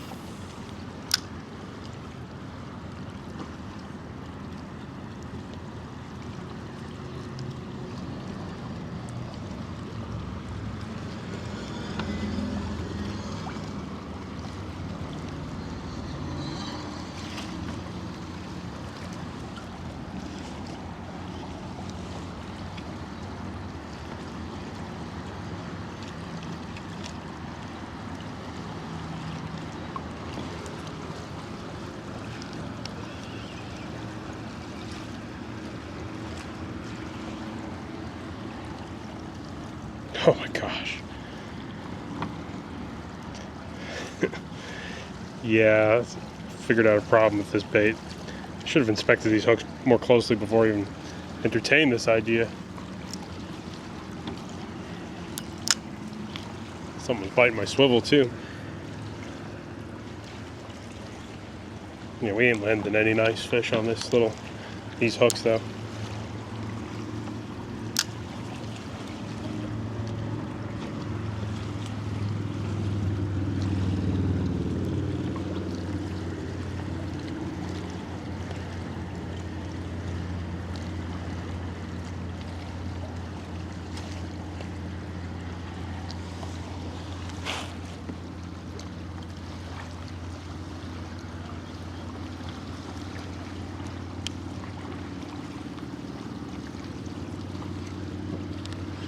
What I like about the sandbars too is really break up that rough water well. So I want to fish somewhere and be in comfort. It's not that hard.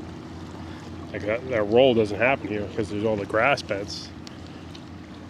And now I can just sit here comfortably, throw my silly lures down here.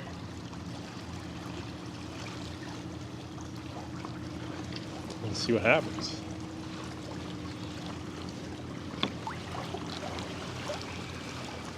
All right.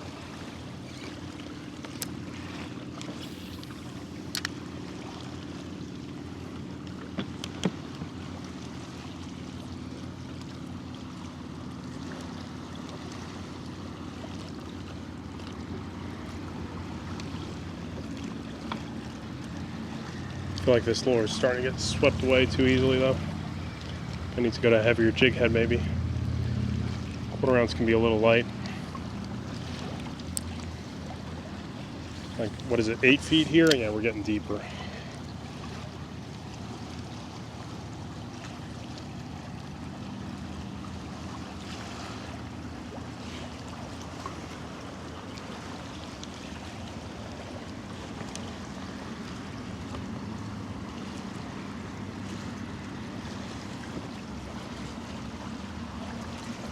Let's take a look at one more set of pilings. Let's go around these boats right here and call it a night. Great day. All right, I'm going to power off while I go around these guys. I want to retie and chill out for a second here. Now, these seem to be good baits, but Berkley, if somebody tell them they need some better hooks on this, because these are good for big fish, but yeah, no, we can't. These are great design, but that's no good.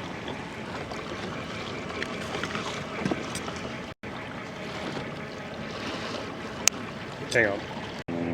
Alright. Going back to the vanilla esky shrimp here. Just casting out here in 10 feet, so let's see if we get any bites. No real rhyme or reason. Just out.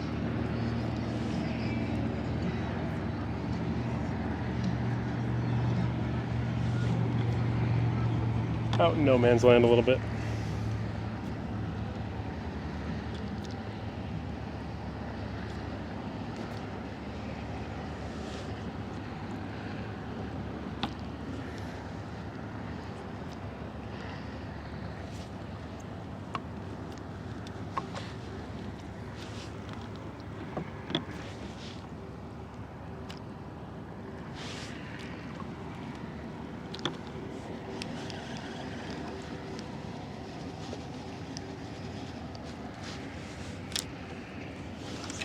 Uh-oh.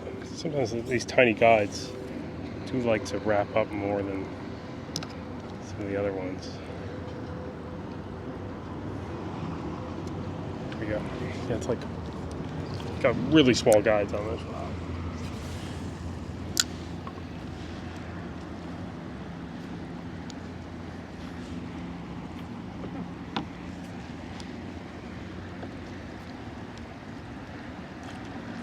Right here, you got that swell heading on.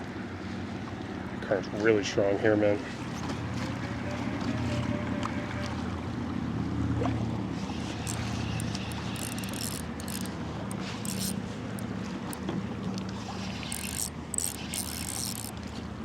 Right on.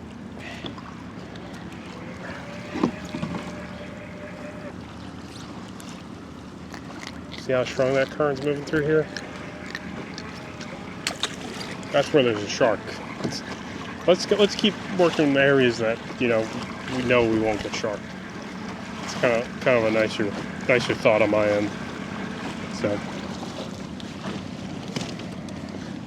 got a little shrimp procure here. I guess we could call it the quest for the best shrimp lure, right? I need to use the DOA shrimp. That's another one. Only thing is the DOAs are kind of pricey. That power switch ain't bad, man. That wasn't bad. I kind of like the results out of that. So the power switch, the gulp shrimp.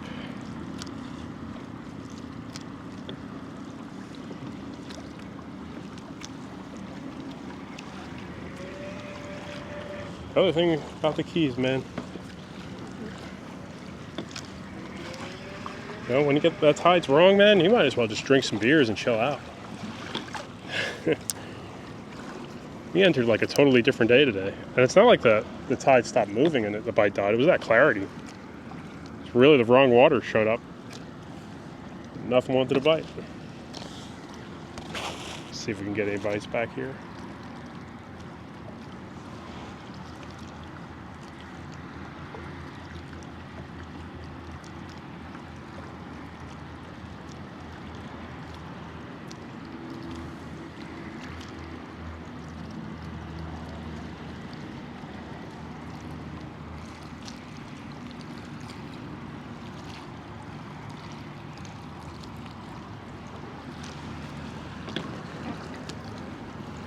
Almost like you could do no wrong sometimes when the tide's moving the right way. Still you get that grass and all that junk coming down.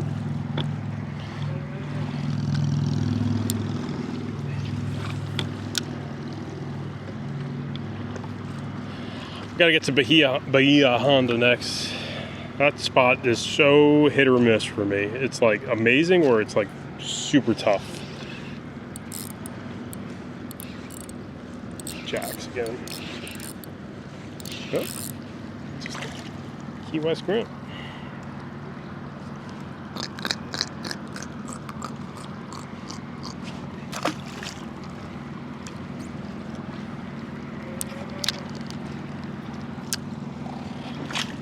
Oh, that was a bad cast. And now would be the time to go check out those spots that I wanted to check out, but we're leaving that for a different day then. Right?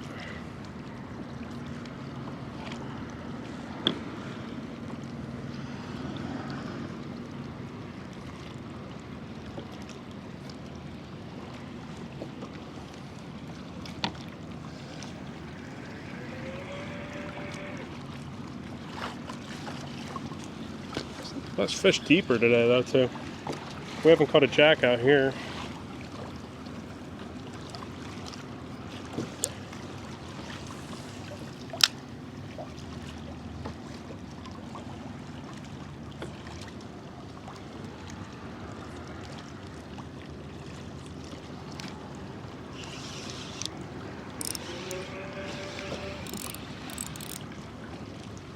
This doesn't feel like a jack to me.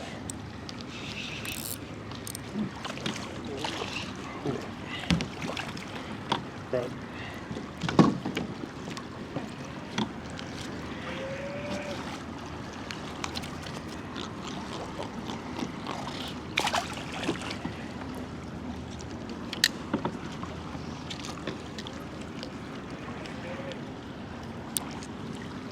Seem to like that golden shrimp lure.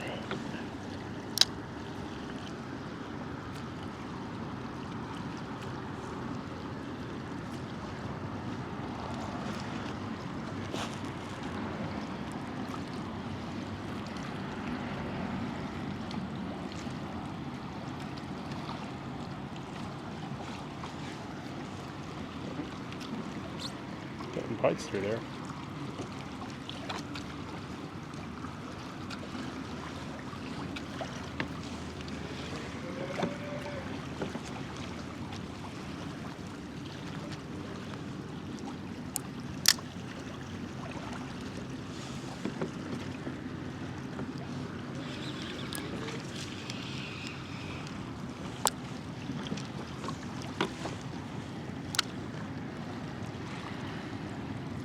I didn't even try the down current side for the outgoing, right? I'm just having so much action on this up current side right now that I'm just kind of happy with it. Getting bites, a lot of grunt bites here is my guess. Big change here.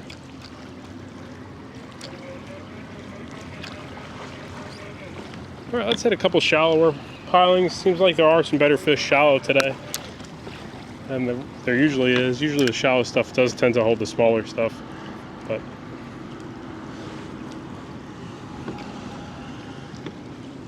there might be a little bit of that anomaly.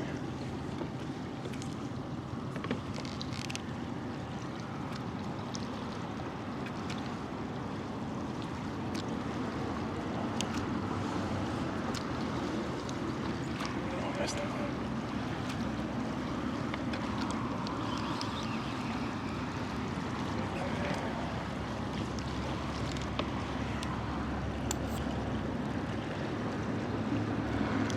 Yeah, I don't know how much that matters. To me, in my head, matters enough.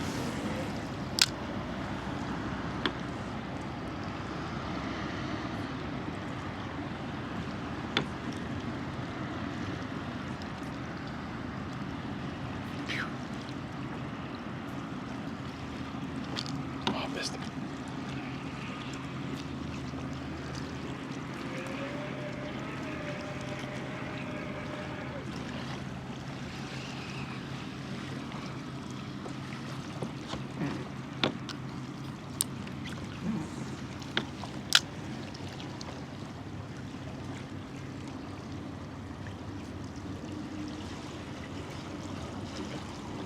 Got a bite there. You can tell when a grunt eats that bait though. There's literally no bite to it. It's like just lift the rod and there's a little bit of that weight. It's very different than the other fish here.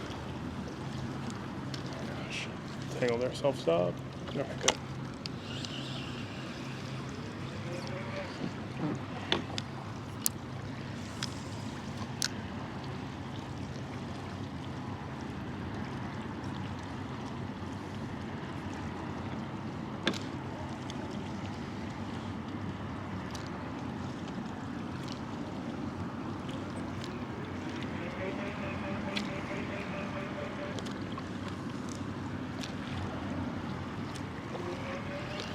Every piling right now has grunts, and as I was saying earlier, I hadn't had a grunt bite all day, more or less.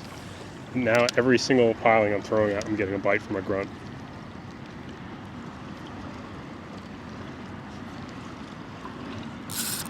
Whoa!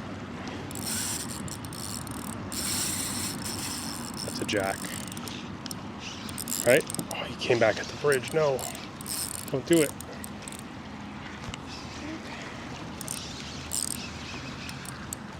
Oh, well, he came back out here at least at the bridge.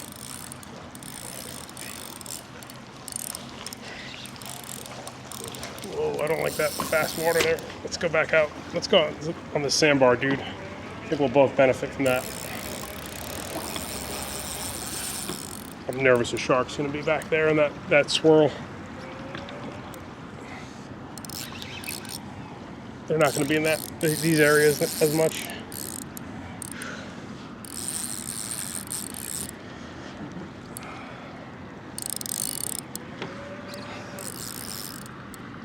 This die was toast.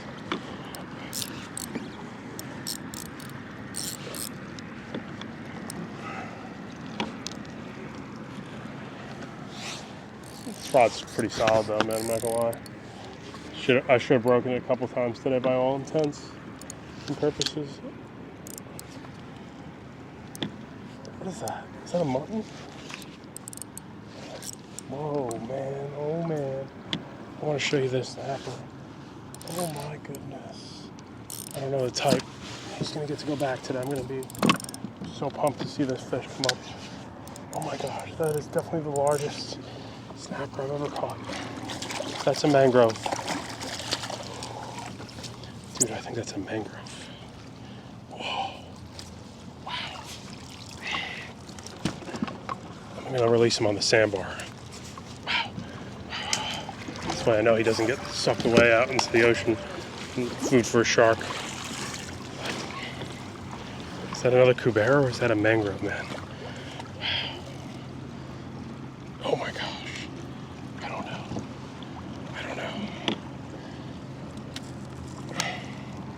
I'm shaking, dude. I think that's a mangrove. Oh my gosh. That barefoot jig. I need them. Let me get this guy on the sandbar here.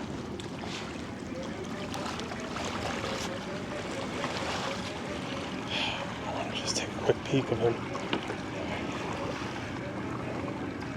Yeah, it's real nice and shallow here, so this way he'll swim back into the bridge.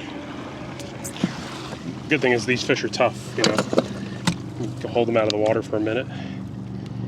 Yeah, they're not the most fragile. I think that's another mangrove. Yeah, the teeth are. Come on. I just want to get that lip grouper on you. All right, well, he's not cooperating. Like I said, I don't want to kill him. I just want to take a really quick measurement and we'll let him go. For all clout intents and purposes. Yeah, this mangrove snapper's over 20 inches. He's over 20. Wow. Largest one I've gotten on artificial. Look at the size of that mangrove snapper. All right, dude. Look at him.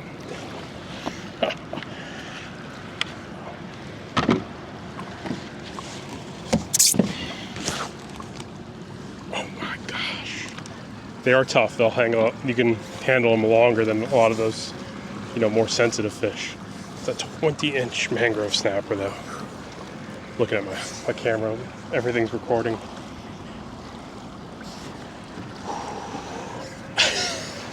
I don't need to kill another one. And like I said, I did want to make sure I put them back around here instead of having them get blown out.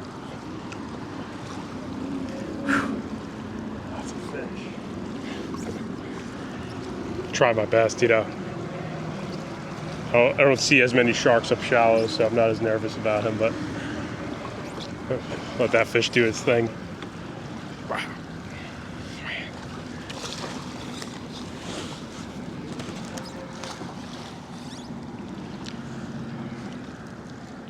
It's a 3/16 ounce barefoot jig.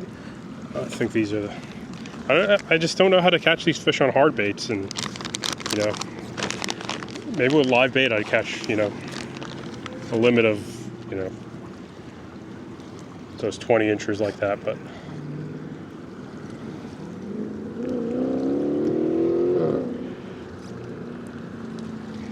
alrighty. Yeah, I got nervous he was going to get whatever that was going to get sharked when it really went into this that fast eddy. So it just goes to show you, though, right? Up current and down current are both important plays. Because that fish was on the up current side.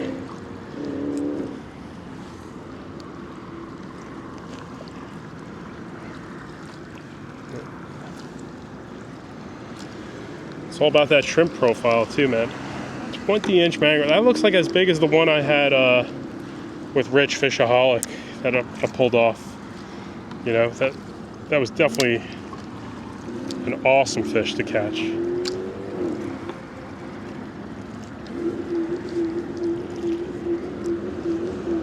Okay.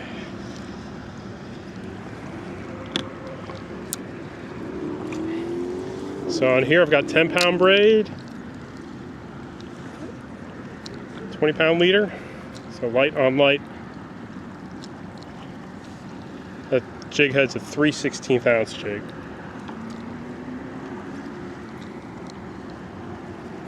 Can't get the plastic out of me, man. You do a couple of trips like this, and you catch a 20-inch mangrove snapper, you catch a 30-inch mutton snapper, and you catch them on plastics. It's hard for me to switch off and then feel confident I'm going to be able to catch them on a hard bait. At least something that, like, to me, it's all about that sink. Like, jig and pop is all jig and pop off the bottom, jig and pop off the bottom. It's like, or mid-water column too. That's all I know how to do effectively.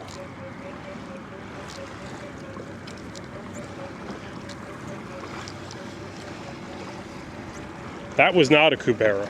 So the fish I kept has those teeth in front. So you would think that might be a cubera, but no, that one's not.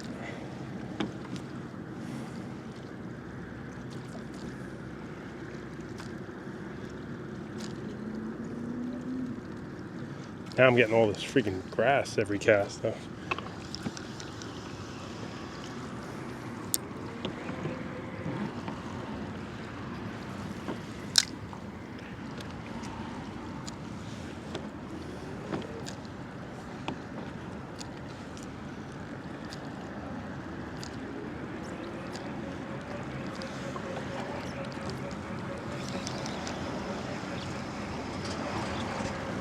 That's so this shrimp is made by Key West Kayak Fishing, all about the bait. So he's a local guy here in the Keys. So there you go. They have the Esky shrimp, which is a smaller one. Both are very good baits.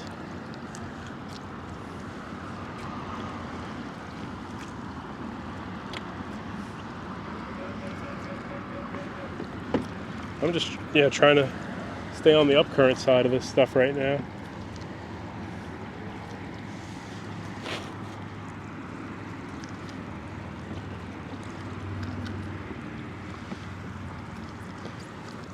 I think I'm a happy camper though, man. Put one back. I hope he makes it. You know. No, I could put him in my cooler, but we'll get it. To me, that was a special fish, because that's my largest mangrove snapper on a lure, right? And I know he's not even a large mangrove snapper, because I know like a good sized mangrove is a 28-incher, right? But to me, catching that 20-incher jigging is special, that's all. Shallow jigging as well. So I read the comments. I know there's big mangroves where in a lot of spots that I'm not fishing necessarily. There we go.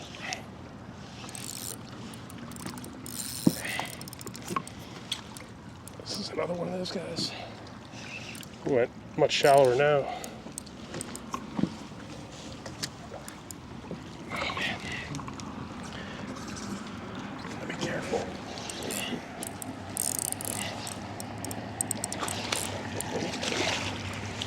That's another keeper. Alright, that's 4 snappers. That's another nice one, man. Could do this all day.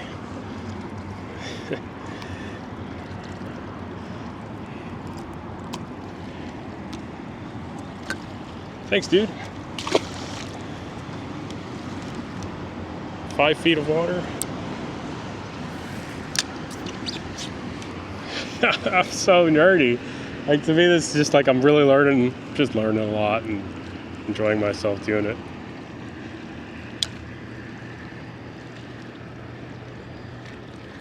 Now I feel like I'm neglecting like the mutton snappers, right? Because I was catching the muttons for a while on these lures in pretty good sizes. So now I'm just doing more of the mangroves, because the muttons are definitely bigger, but I find the mangroves to be far harder to catch than the muttons. I mean, they're both very hard, but the mangroves are definitely tough. So, all right, I guess having some Procure helps.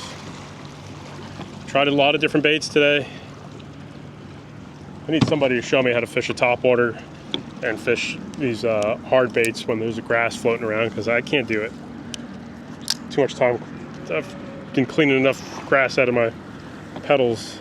Now you tell me I got to clean them off my lures too all the time. Maybe weedless might be a good move too.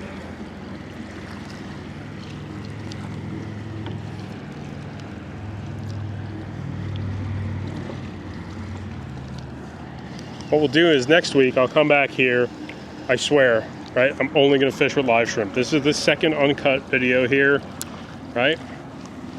I'm gonna show up with live shrimp and that's all I'm gonna throw. Let's see what kind of day we have with that. Because I'm confident enough I could get a decent enough bite with the snapper on lures. All right, like we're doing now. That's gotta be a jack.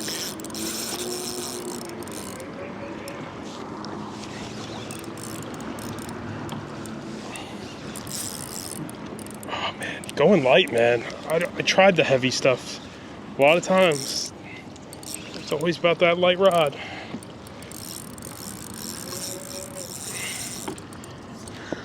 You see this? It's ultralight. It's a sick ultralight Phoenix makes, man.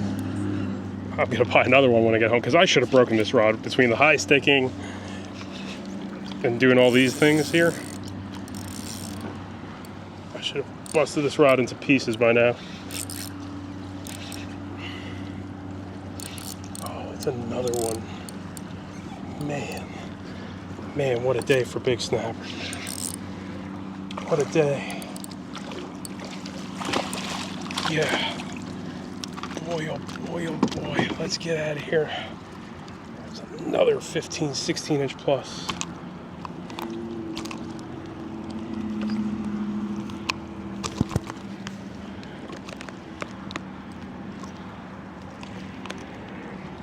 Maybe it's, oh man, I don't know.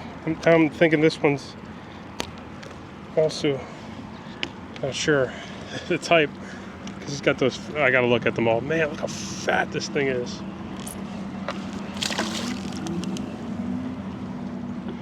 Whew, I think I'm ready, man. I don't know if it's Tim's lucky jig head, the shrimp, the golden shrimp. Just right place, right time.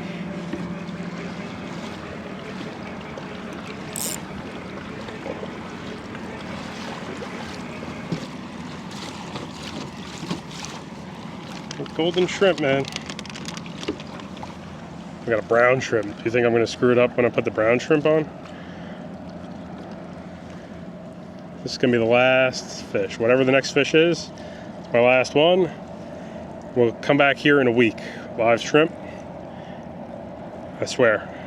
We'll come back in 1 week. We're gonna get that live shrimp bite going and see what we catch. And where's that bottle of Procure? I'm a messy angler, man. Drive you nuts, probably.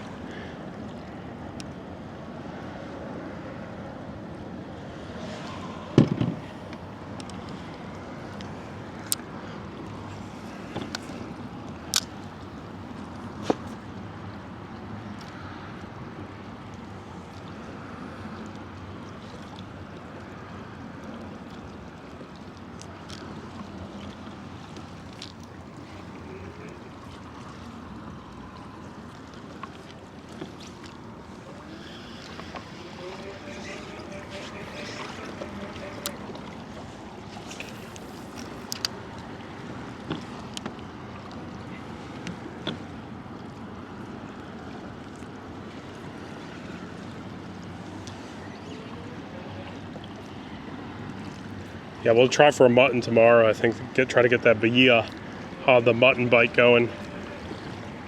I don't know what tide we should try to fish, incoming or outgoing there, but I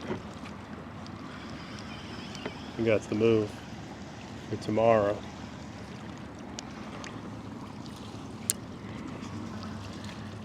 Over there we'll find those. There's been a lot of sharks there though, man. I went there once in December, and I didn't really post it up too much of it, but I had a cobia get bull sharked. Oh man, missed him. Not bull sharked. He almost got bull sharked. I managed to open the bail, and the cobia fell off, and he swam away. That cobia almost got taken down by the bull shark.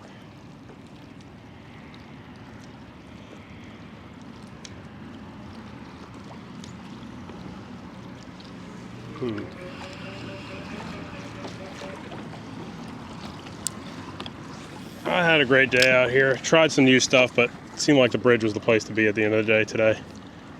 And it's not every time that's the case, right? There's some other great options.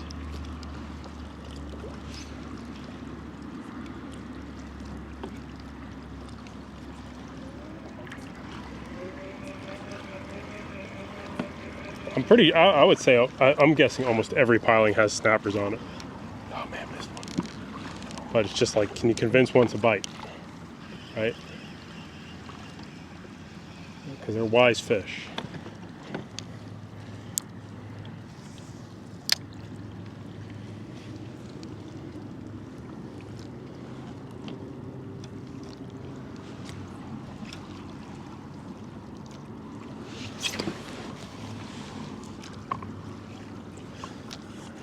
Alright, I think I'm ready for the last cast though. Guys, I hope you enjoyed. Let's make one last cast and see what else we can do.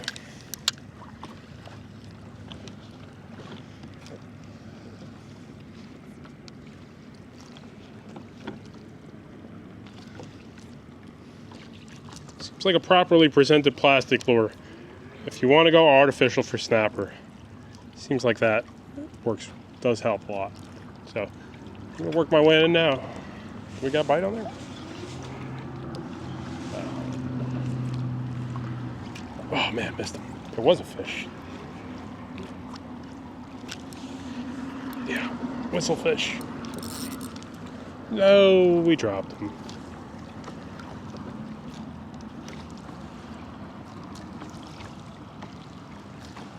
Oh, missed him. Missed that one too.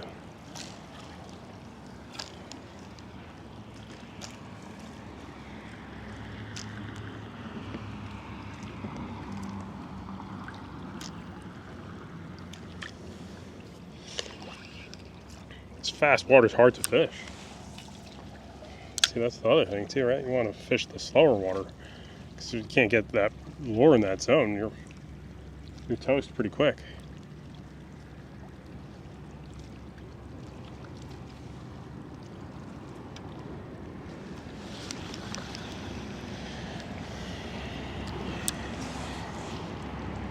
Let's see if there's any more there.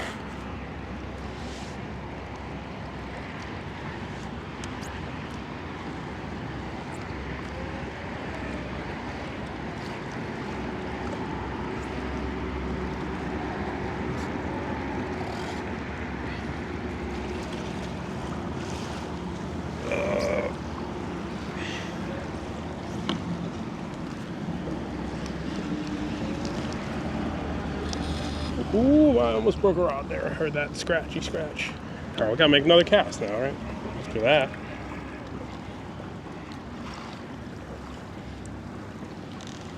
I almost wonder if it's because, you know, you're going with the smaller hook even with these fish.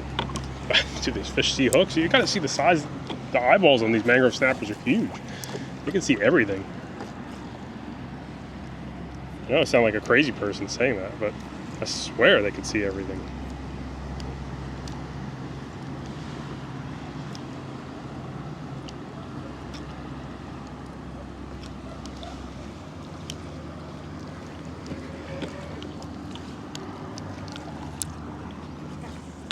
Got to send a picture of that snapper to Steve, all about the bait. I got to pull up a still shot. He'll be probably pretty thrilled to see that.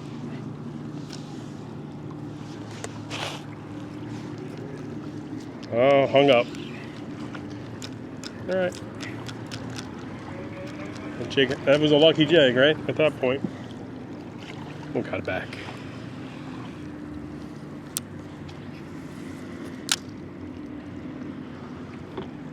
Beautiful evening, though.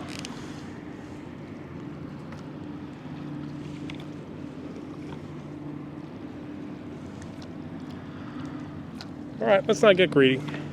No, but we had our moment today to really wrap it, understand it, and learn more.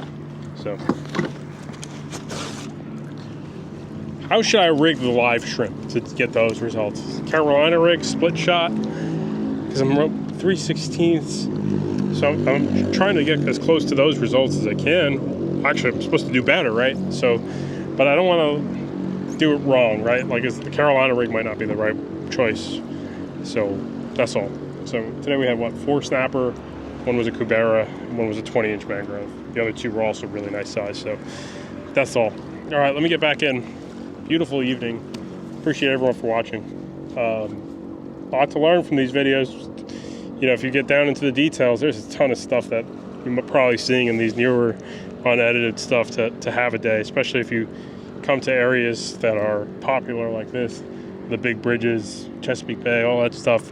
The difference between having a good day and not having a good day. I mean, to me, that's a good day. But everybody's got their own tier list of what makes a good day. A good day to somebody else might have been 5 snapper, 3 mutton snappers, and, you know, a cobia and a snook. To them, somebody's a good day. To me, just getting a limit of snappers with my biggest one is a good day. So, but I'm not used to it. Right? All right, everyone. Next video. Appreciate everyone for watching.